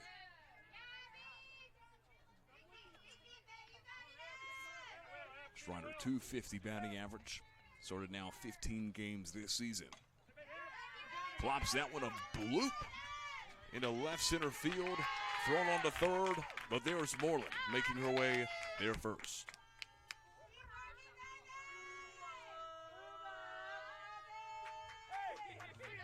The freshman Moreland, her third start of the season, and a pretty good one at that. And now it's Megan Ware, .206 batting average coming into this series. We'll see how she faces up against Hendricks. Hendricks lets it fly. Ware puts some power behind it. That one's deep and off the wall. On the way are all the SWU runners, and we'll see Moreland find herself with the first run of the day, and Schreiner just one bag from grabbing the second. Ware, a huge double to really get the SWU Bats rolling.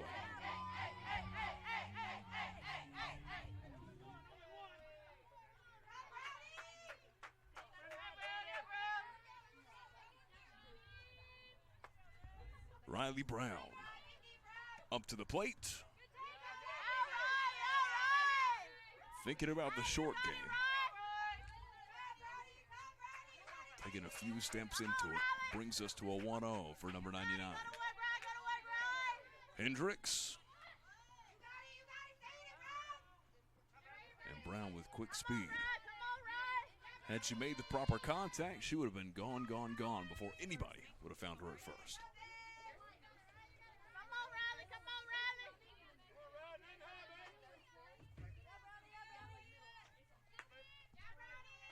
Hendricks working with the 1-1. We'll see how Brown responds. Schreiner can't find her way home. A bit of an awkward situation.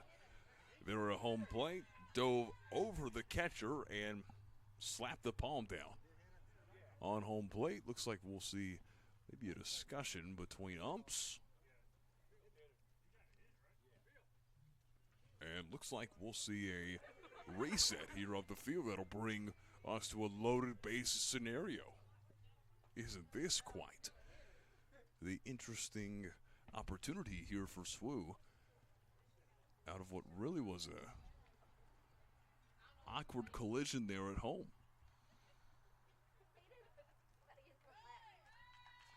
And instead, we'll see Schreiner onto the dugout. And the first out of SWU's offense.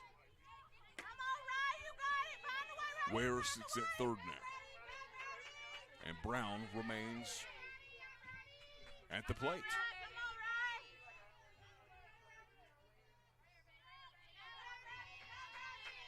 Hendricks. Brown right down the first base line. It's juggled and called out. But Ware able to make it home, and SWU grabs himself. Oh, it looks like we're going back to it now.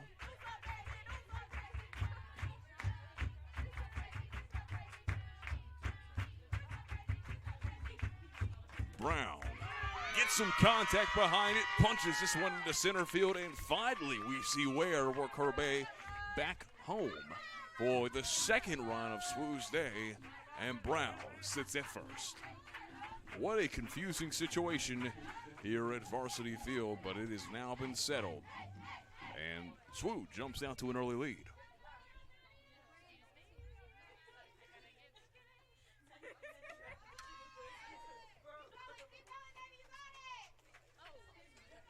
And it's Maddie Crouch back to the top of the lineup we go.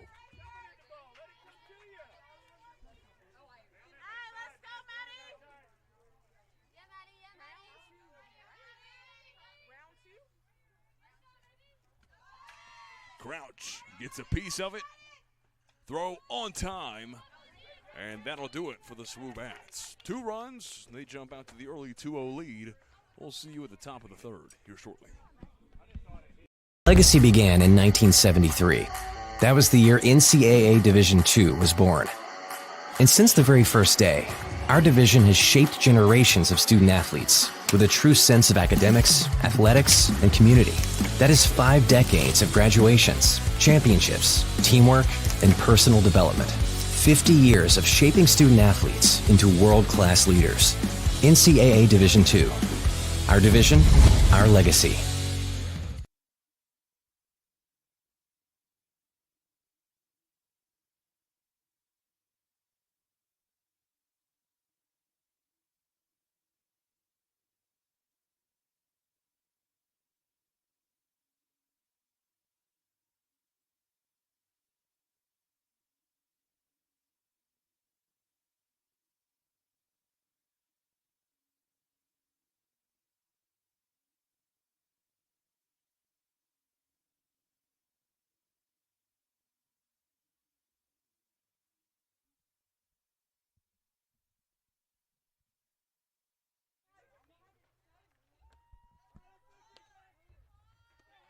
It's Eliana Cooper in now her 6th start of the season to try and cut into the 2-0 lead that SWU has, but she's got to go through Collins first, and Collins gives her an early strike and an 0-1 count to deal with.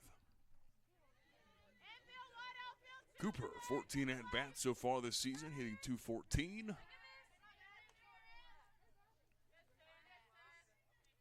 Just 3 hits for her. We're seeing Emmanuel give SWU a few players there isn't much film on. We'll see how they work and adjust to it, but the one person that should be adjusting right now is Cooper, and that's to Collins' fastball. I mean, that is lethal.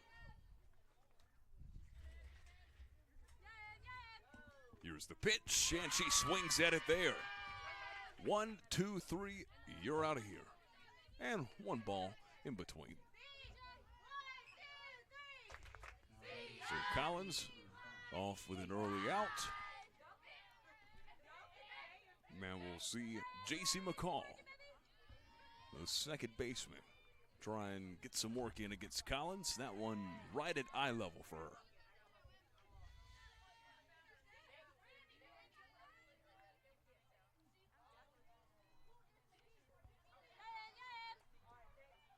Collins winds up.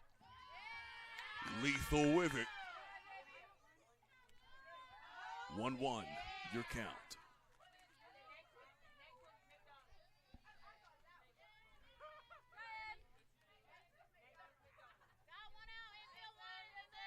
Here's the pitch. Able to make contact, but brings the count 1 higher to a 1-2.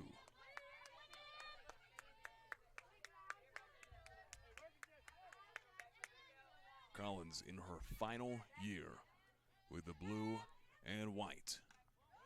Trying to start conference play for her off hot, and I'd say she's done so far. Even count. We sit at 2s. Winding up, letting it fly, and a piece of it was found.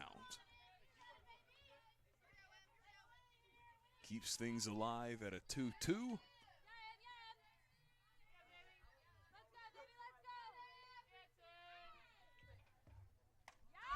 There it is. It's a pop fly towards the infield, and just like that, the shortstop able to corral that one in. Maddie Crouch, good vision and even better glove work.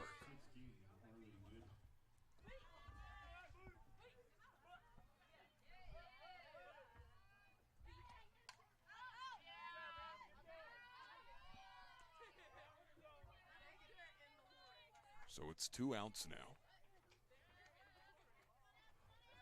One off the infield play, one off the strikeout.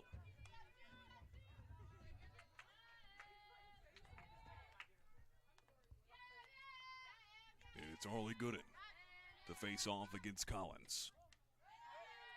Gooden, we saw her strike out in her first at-bat of that first matchup. Second one, she made some great contact and almost made it home there in the top of the 5th. She'll make contact there. It made her way all the way to third after a bloop hit towards center field. And almost was able to forego that potential run rule, but it was the pitching staff of SWU that got the job done to eventually bring it to a 8-0 game there in the first match.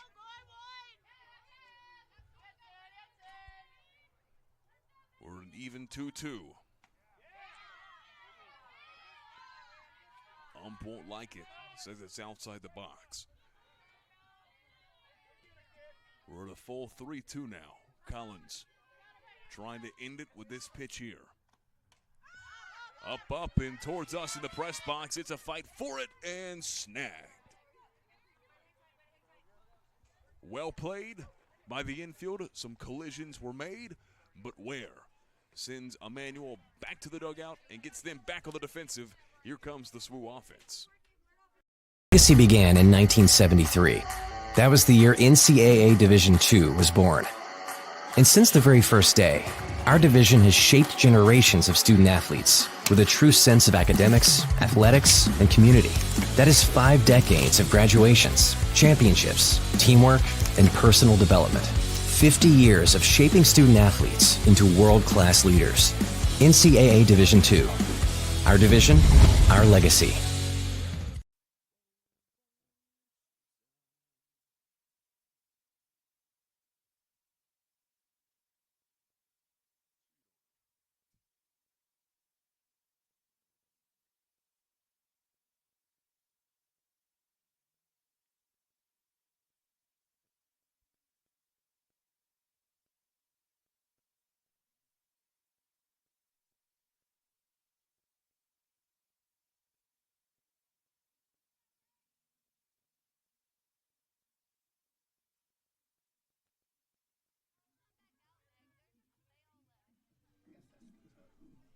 Reagan Fulcher to face off against Hendricks in the leadoff spot.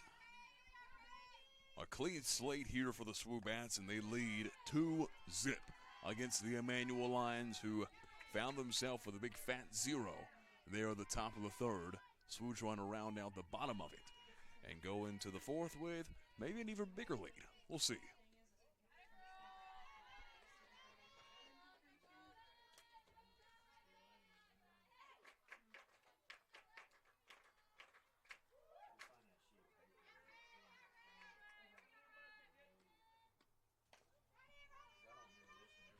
Pops this one onto the shortstop, and she is just in time as Fulcher trots her way back to the dugout. First out on the board for Emmanuel. Hey, look, got to have a great supporting cast, and what we didn't see from Emmanuel last go-round was great outfield play. That was really the bane of their existence, especially here in left and center field. That's what hurt them the most, and it was a great lineup, hitting-wise, for SWU.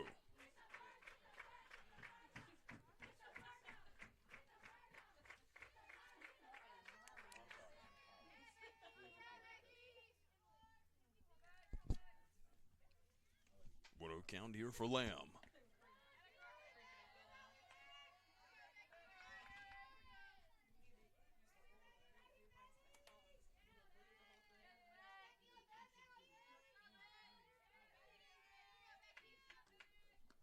Here's the pitch. And a dirt ball. Lamb obviously not going to swing at that, but we have a 2-1 count on our hands.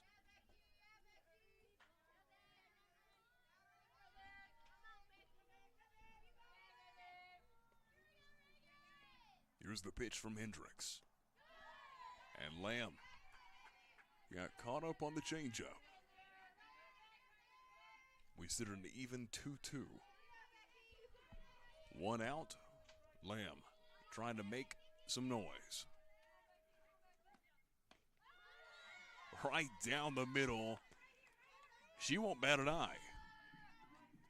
And a bit of frustration coming from her as well as she makes her way back to the dugouts. 2 outs here, and Hendricks has done herself quite well today.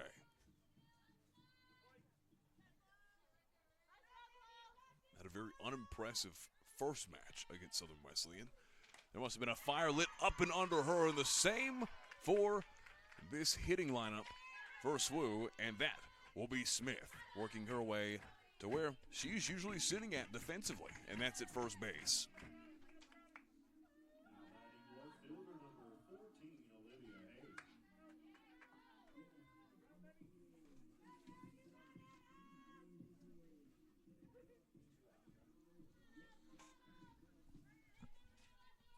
Now Olivia Haig, who leads the team in RBIs, trying to find a few more. There's Smith, working from first to second, pickpocketing a quick base from Emmanuel.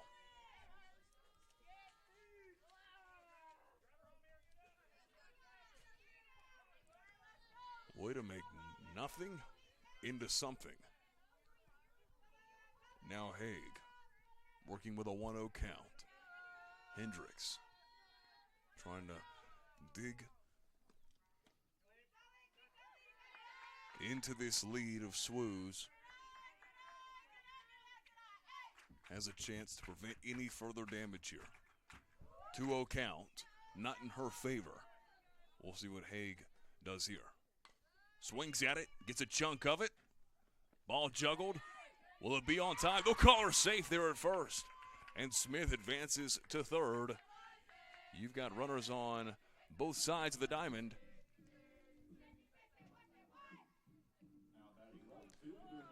And you've got the freshman Marissa Moreland, who's got one of these 2 runs already for SWU today up to the plate. We saw her swing at 2 and then absolutely rocket the third. We'll see if she can do so again. The pitch, that one low. And looky there. After a few hesitant steps, we see Haig work her way on to second.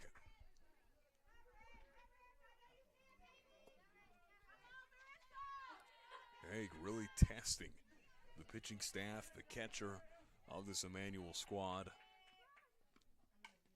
There we go, the freshman gets it in fair play, and we have Smith and Haig down the third base line for 2 scores, and Moreland, the freshman, being the impact player of this game so far. 4-0, SWU leads.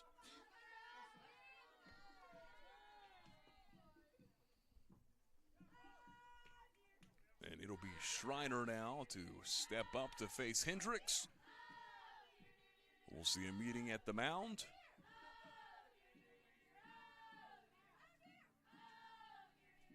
And doesn't look like a pitching change just yet.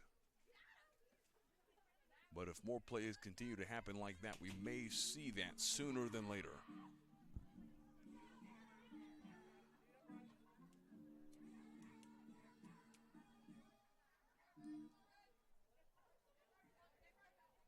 Hendricks resituates her mask and goes up to face the likes of Schreiner.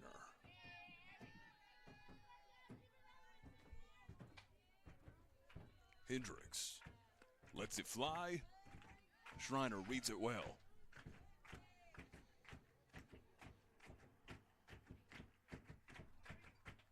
SWU leads 4-0, 2 outs here.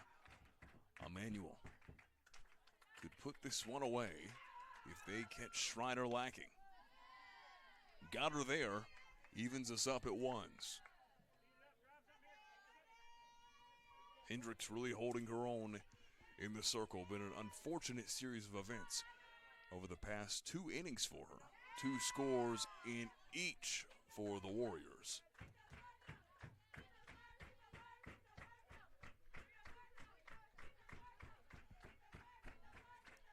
The 2-1 here for Schreiner.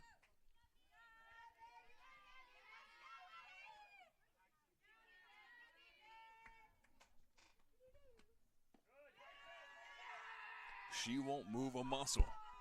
Brings it to a 3-1. Count is heavily in her favor.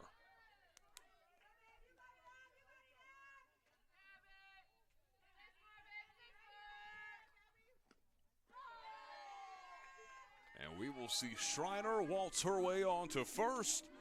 And now it is a tough situation for this Emmanuel team to work with, because they have scores in position and they've got the hard hitter in Ware to contend with.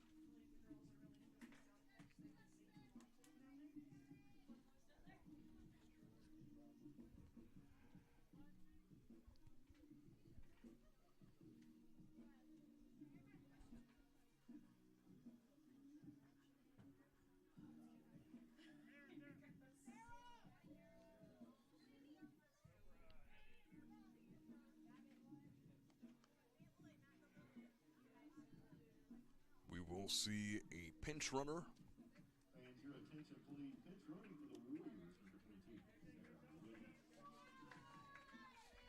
It'll be Sarah Woody. We saw her come in to be a relief of the legs of Lawson last game. Now she comes in, takes the place of Schreiner to provide some quick feet. They're on first.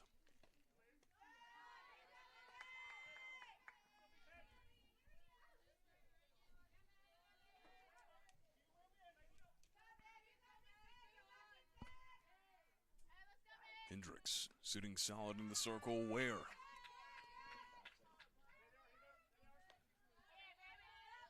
Doesn't bat an eye, but we'll see some advancements from first to second, from second to third, and now some prime time scoring position opportunities here for Southern Wesleyan. A 2-0 count as well.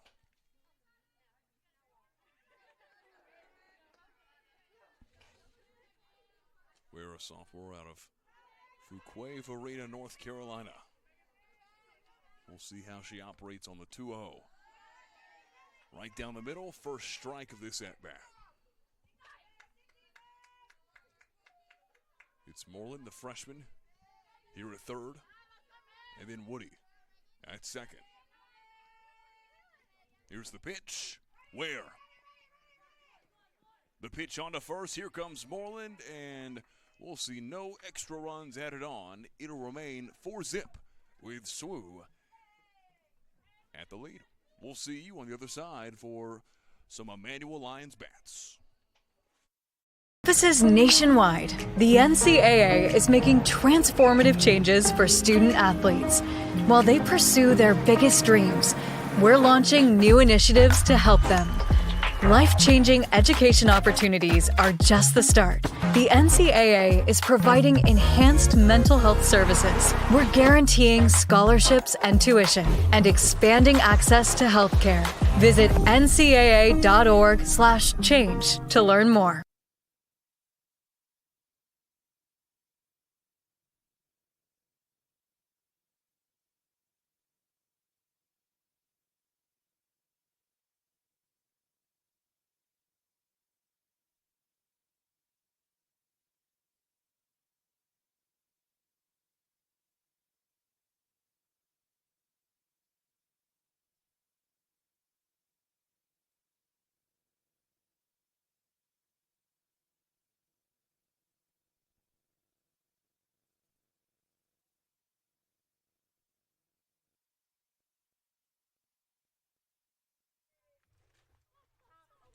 We welcome you back here to Varsity Field, here in the beautiful central South Carolina area, where it is cloudy on this Tuesday afternoon. as we see the leadoff in Grace Osborne. 333 batting average for her and a 1-0 pitch count to start the top of the fourth. Yet to find a run is Emmanuel all day long. Huge swing at that one. Got a running start too, was Osborne. Brings us to an even 1-1. Collins has been lethal today. A lot of fast pitches for her. This one goes low.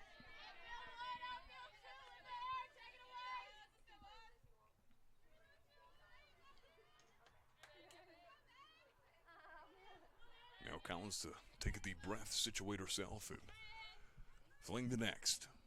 Lets it loose. Wow, firepower, but just outside the box. And the SWU dugout not happy about it. 3-1, your count.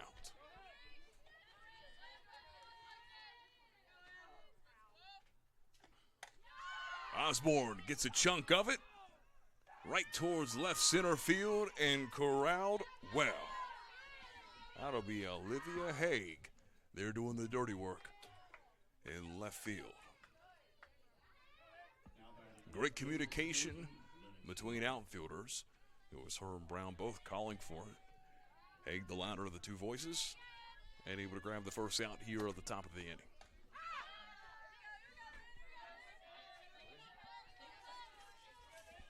Now to the plate, Lennox Roberts. The freshman out of Livonia, Georgia. Didn't see her in the first matchup. So now making her first appearance. Second at bat of the day for her. Passmore up on deck. Here's the pitch. Right at chin level there for Lennox Roberts. What a cool first name, too, Lennox.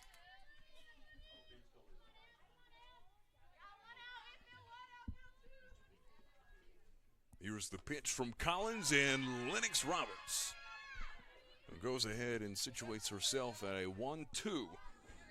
Not the greatest predicament for her. She comes into this game hitting .250. This will be her fourth start of the season. Here's the pitch. Looked to be right down the line from my angle at least, but umpire disagrees. 2-2. I'm going to trust his opinion more than I trust mine. Even count. Here comes Collins. Putting in the work. Up and above the dugout it goes. Thankfully we have these iron bars right in front of us to prevent any of these balls from coming out, hitting us.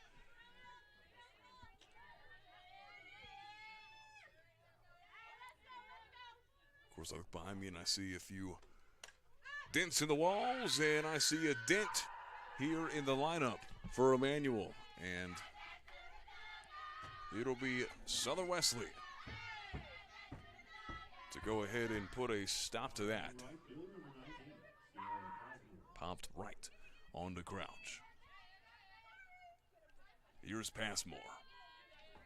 She's been very efficient so far this season. Hasn't seen much action against SWU, but again, who has? The defense has been elite so far for the Warriors. 1-0 the count to start with. It remains a 4-0 score.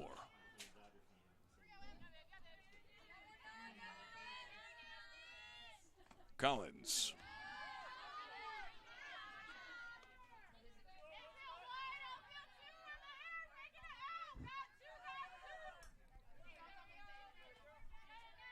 It'll be an uphill battle for the senior in the circle. Here's the pitch. Able to grab one strike off the contact made from Passmore.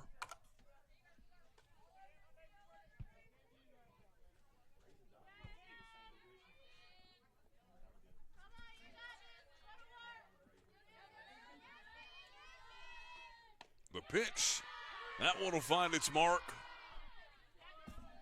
Brings us to an even count. The uphill climb being dominated by Collins. This one let loose. Passmore gets a chunk of it. That one gets by multiple defenders, and she works her way on to first. The latter half of that was a walk on to first.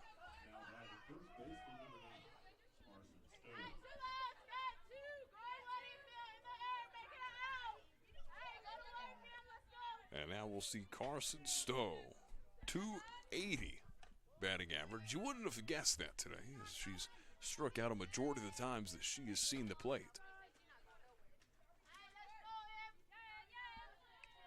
Started in now 12 games this season. Here's the pitch, and she makes contact.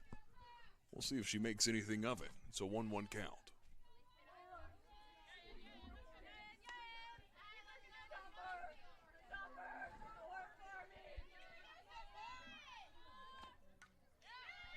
Able to keep this one alive, makes it a 1-2.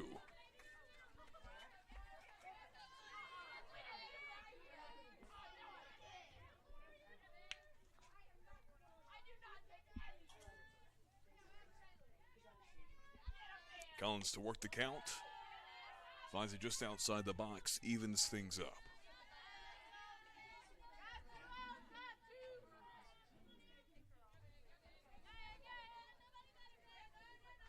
Stowe against Collins. Thought about it. No swing was taken. We sit at a full 3-2 count. Emmanuel trying to claw into this lead. We'll see the first walk of the day. And Passmore finds herself at second. Stowe at first. And now to the plate is the pitcher, Autumn Matherly, the DP in this matchup today. Now batting the designated player, Autumn Matherly.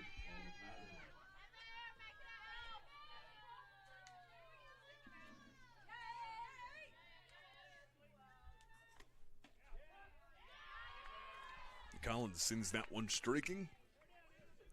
2 outs here for the senior. Matherly has a great opportunity here to pump out some RBIs.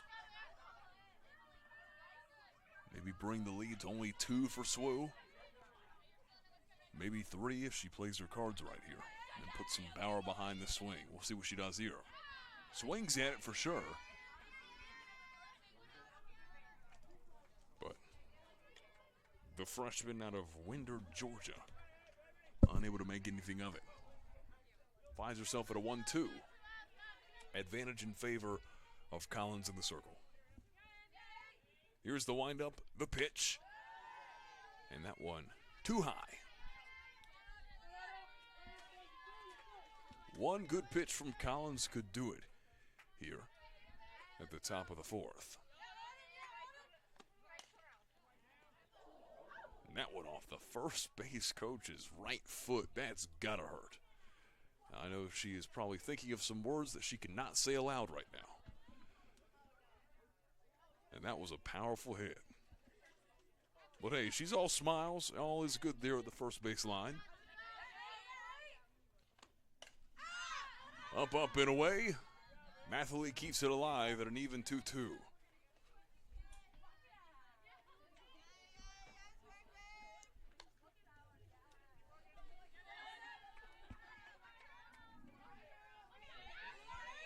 Collins lets it loose in a dirt ball. Evens us up 3-2. Sitting in the circle is Shelby Reinford, who just awaits her turn. We'll see if she gets it, if Matherly gets the job done. 3-2, Collins lets it fly, and we'll see a bases-loaded scenario here for Emmanuel, the first time in this series today that we've seen this type of situation.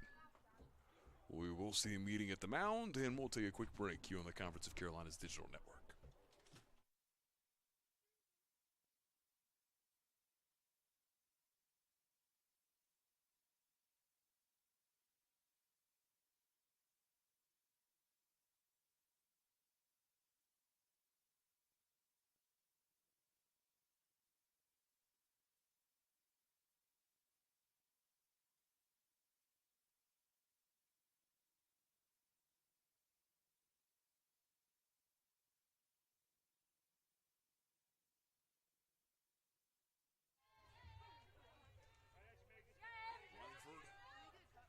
Up to the plate, it is a bases-loaded opportunity to put a huge dent into this SWU lead. Even one run would help prevent the shutout.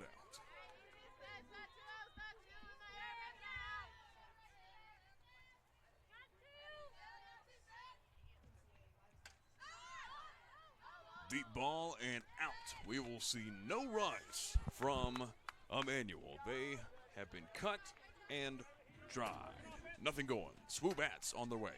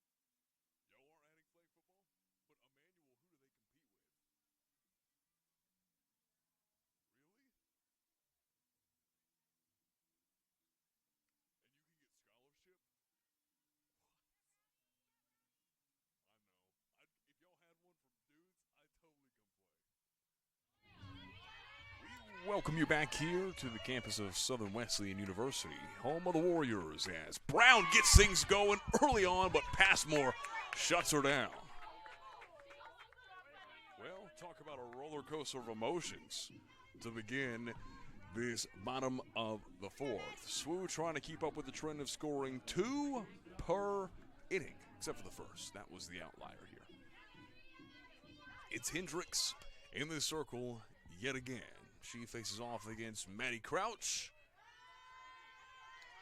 Does a swing at the low ball.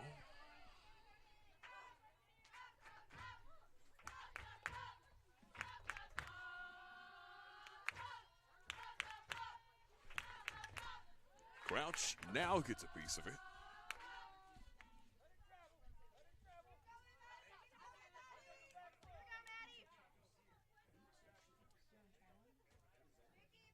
One home run on Crouch's season so far.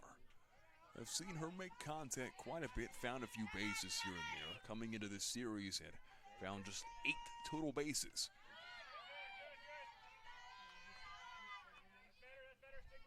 We now sit at a 1-1, 1 out here for SWU. 2-1, my apologies.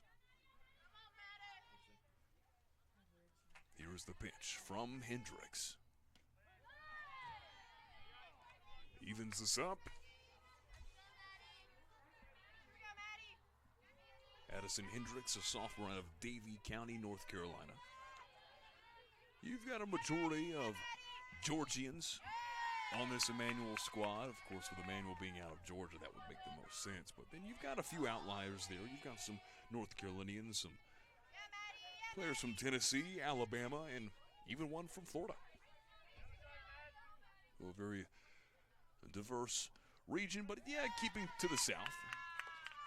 And we will see Crouch on her way to first. So a quick base taken. And we will see Reagan Fulcher, the junior out of Comer, Georgia, Madison County High School. Unlike this Emmanuel roster, this SWU team is dotted with a lot of upperclassmen. So a lot of leadership that I think Emmanuel has really yet to find. Fulcher zips this one right to the second baseman. A bit unsettled there on her feet, and we'll see Fulcher find her way to first, and Crouch on the way to second. SWU off to an early start. Just one out here for Emmanuel to work with.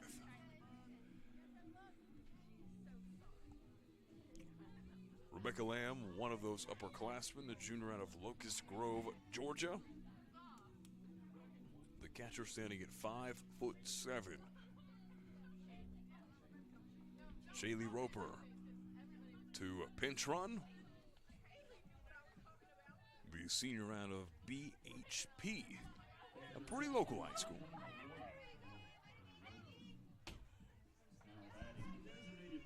Actually, funny enough, I ended up my sophomore year of college doing a news story on Shaylee Roper and her dad, Chad Roper, who actually coached her. He was a former pro baseball player for the Minnesota Twins, ended up coaching her at BHP, and now she is here at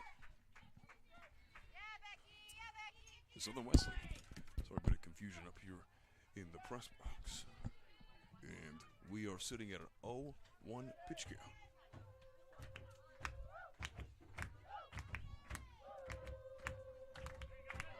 Huge hit there from Lamb. Strikes that one into left center field. And on the way is Crouch. She works her way home. And that'll be one more run added to the tally for SWU.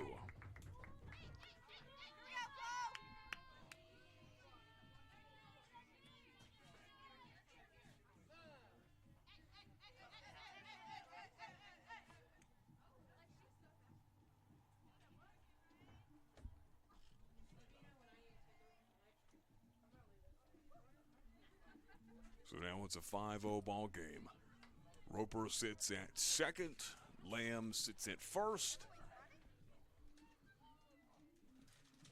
And it'll be Smith alongside Emily Collins. And it looks like we may have a pinch hitter, or a pinch runner, that is. Thought she was going to trade places with Smith. Instead, she takes the place of Lamb. So it'll be Emily Collins, the senior out of Fredericksburg, Virginia, out of East Central Community College, to go ahead and take her spot there at first. So Collins, who has been holding down the fort there in the circle, works her way on to first now, getting a bit of both sides of the action today. So now it will be Chloe Smith who beats this one deep into center field, but to no avail. A long ball thrown towards third. Some good distance there on that throw. Strong arm behind their center fielder.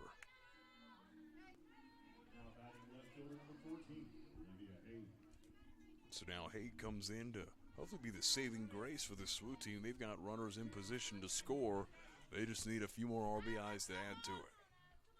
And the RBI queen herself in Haig is now at the plate.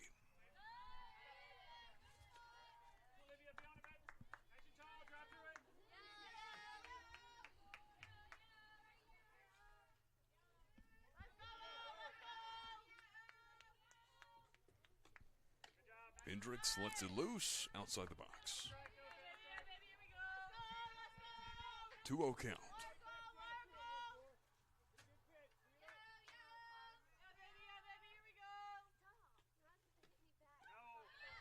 Swing and a miss there, but off the catcher's foot, and we'll see some advancements. It'll be Collins at second. She gives the dugout a little wave, and Roper, they're looking for yet another collegiate score.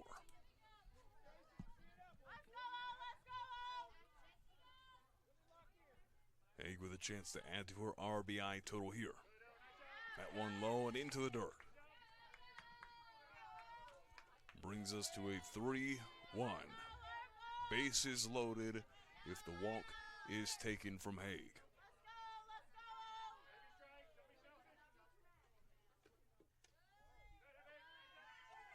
And that we will see, ladies and gentlemen. And guess who's up to the plate? Marissa Moreland, the freshman out of Rossville, Georgia, who has had a perfect day at the plate.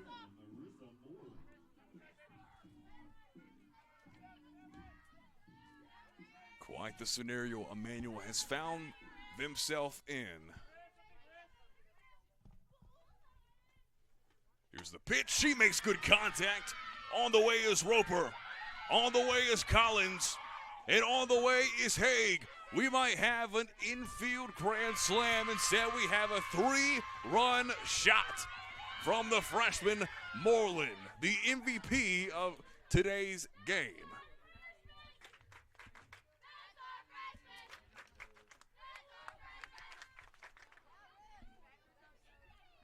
We'll definitely have a meeting in the circle here and potentially a pitching change. More than likely, that'll be the case. We'll take a break here on the Conference of Carolina's Digital Network.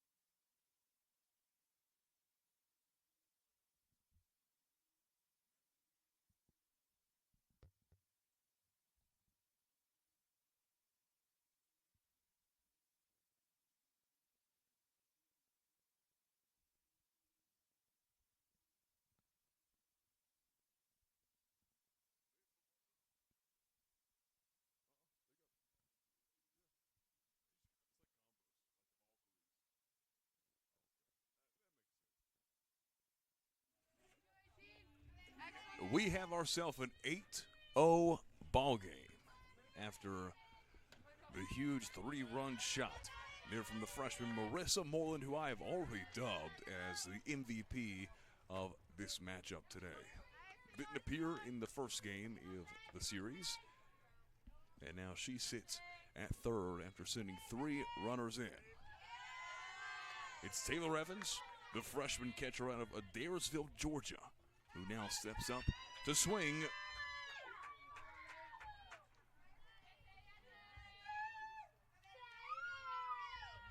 Here's the pitch.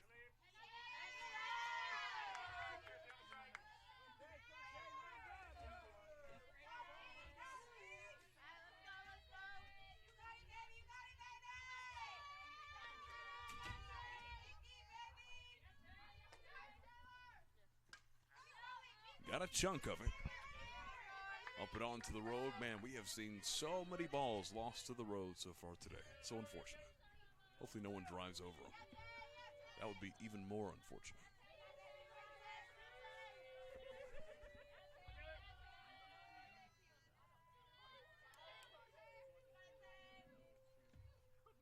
Taylor swings it out deep into center field. She rounds first and decides to settle herself home there. Taylor Evans, in just her 5th appearance this season, knocks one deep center field. Well played. 2 outs here for the Warriors. Not much wiggle room, but we've seen what they could do with 2 outs anyways. Alexis Grizzle, her 4th appearance this season.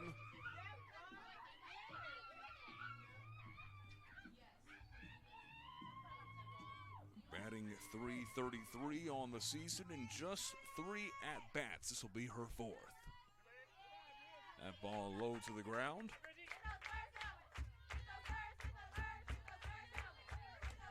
One hit, one total base for Grizzle.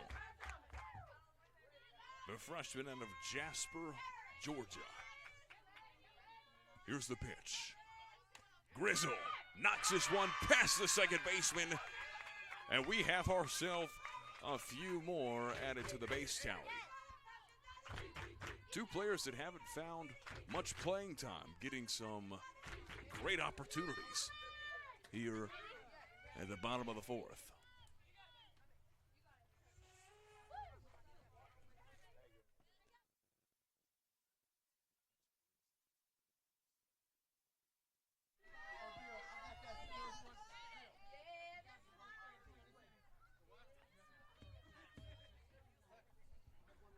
We'll see some discussion here from the most likely a pinch hitter. And that will be the case. It'll be Hayden Williams, the freshman out of Cassat, South Carolina, to take the plate. Lots of players getting opportunities that they haven't found over the course of the season. And this could be a pivotal proving point for them.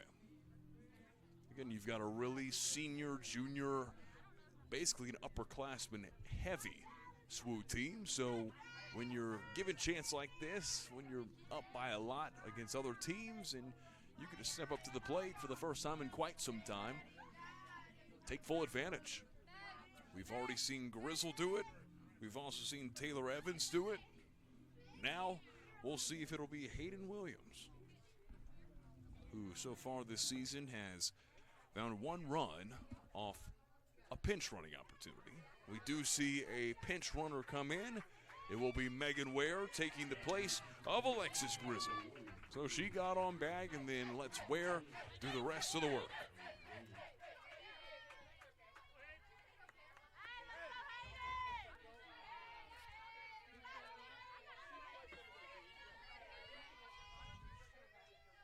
Williams, a lefty.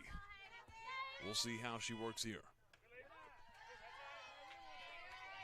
Right in the perfect spot there from Emmanuel. Still remains 2 outs. 0-1 pitch count to work with. Williams got some contact, but now sits at an 0-2.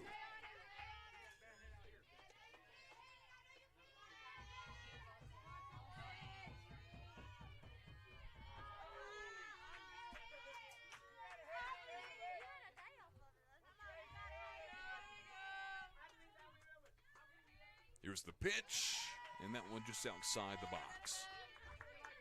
Starting to see the chalk get a bit scrambled up around the dirt, so hard to really tell where the box is and where it's not, but umpire doing a good job, making good calls so far today. It's a 1-2 count now. Williams trying to make it work to her favor, and they'll call it outside. Safe break for her. SWU remains in this bottom of the 4th.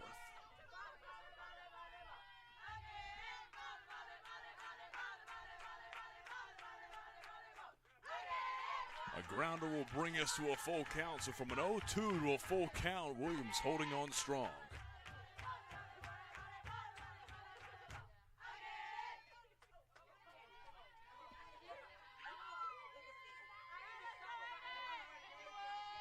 Here's the pitch. And that will bring us to another bases-loaded situation. We saw it happen last time. This scenario pops up for Emmanuel, and it was not good. It was a 3-run shot there from the freshman Moreland. And now we'll see Reagan Felcher to the plate to try and pump some more runs into this 9-0 lead that SWU has. Looks like we will see instead of pinch hitter, and it will be Cassie Swink, the junior out of Cleveland Community College. We'll see if she can deal in some damage against the Emmanuel Lions. The Lions have not been roaring much today.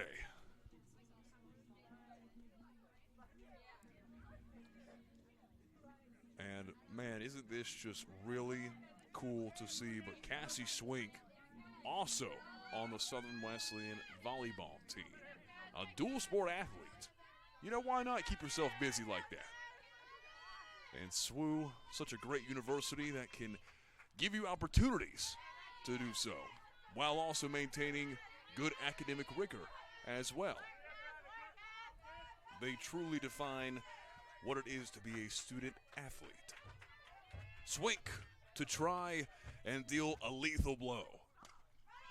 Pops it up. Will Passmore get it in? That she will. Well, can't escape 5 runs, but escapes without 8 per se. So we'll see a 9-0 lead taken by SWU.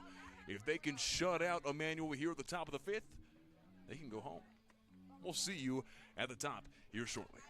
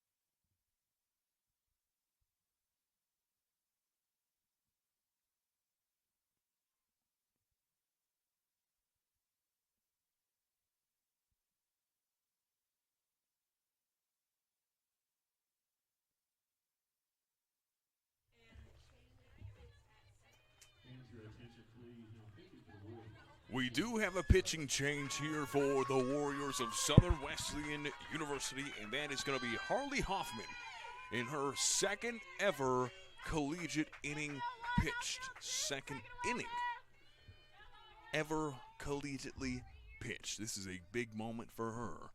It's a 9-0 game. Southern Wesleyan leads the way. They're going to let their freshman take the reins of the defense.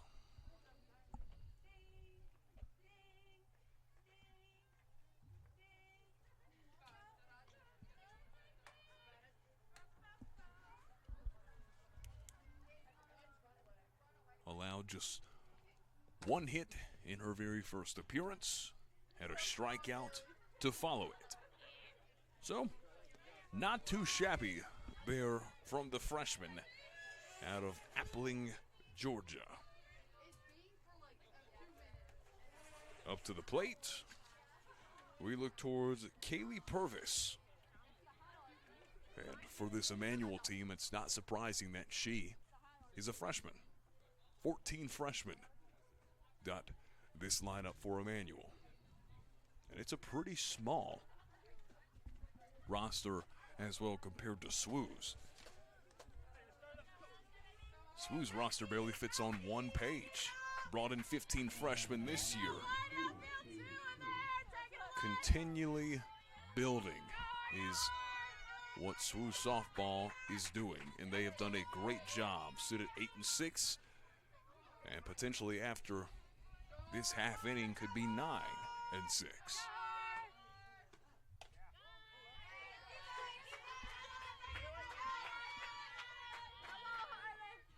Hoffman, a product of Harlan High School.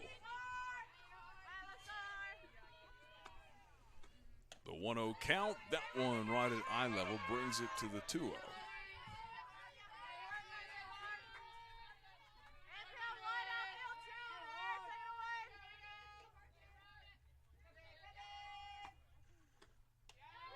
That one placed well. but not well enough. 3-0.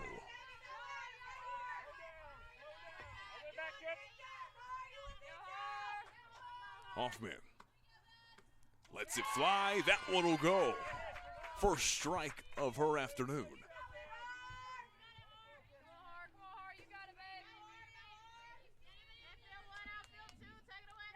Lots of cheers and support from her teammates there in the dugout. We will see a walk.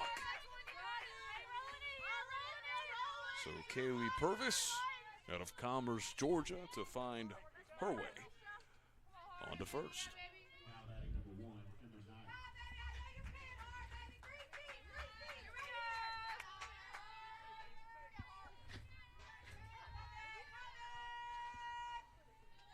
Emma Knight out of Canton, Georgia.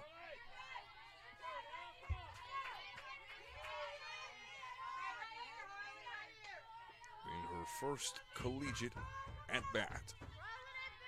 We'll see how she responds. Freshman versus freshman. That one beautifully placed. Dead center and straight down the middle. Nothing more you could ask for. 9-0 remains your score. Purvis at first. Here's the pitch, the swing and a miss. A quick 1-2 count.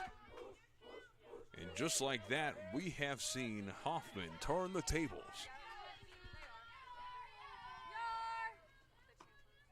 Here's the pitch, swing and a miss, strikeout. There for Emma Knight's first collegiate at-bat. Kaylee Stewart, the catcher and utility player out of Greensboro, Georgia. You know, it's funny, you hear Greensboro, usually you think of North Carolina. It's like you hear Greenville and you think of South Carolina, but no, there are Greenvilles everywhere. Greenville, Tennessee, Greenville, North Carolina. I think there's a Greenville, Ohio as well. But anyways, I digress. Stewart gets a piece of it. It's up, and away, out of the fencing, and brings us to the 0-2. Looky there, the freshman Hoffman putting in some good work in the circle.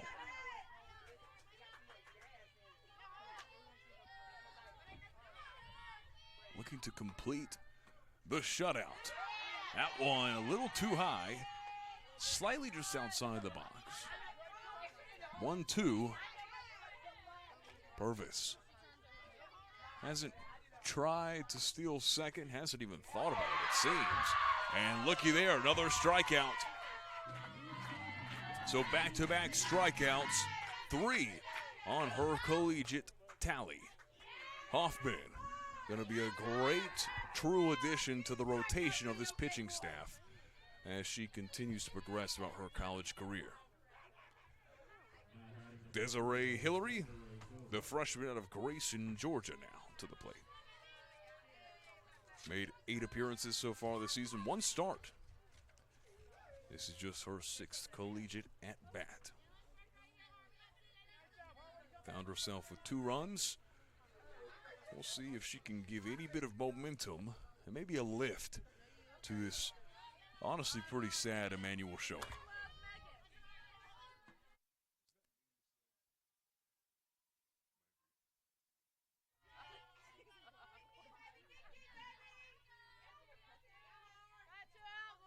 Hoffman gets the call. Hillary sets herself up. The righty against the righty. Here's the pitch. Just like that, like bread on butter. The 0-1. 2 more like that, and the game will come to its conclusion. Swing and a miss.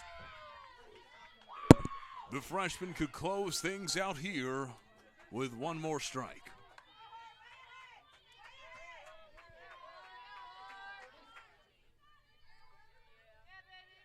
Hoffman flings it, and that will do it. Ladies and gentlemen, the complete shutout and sweep of Emmanuel. The Lions have been put down and tamed.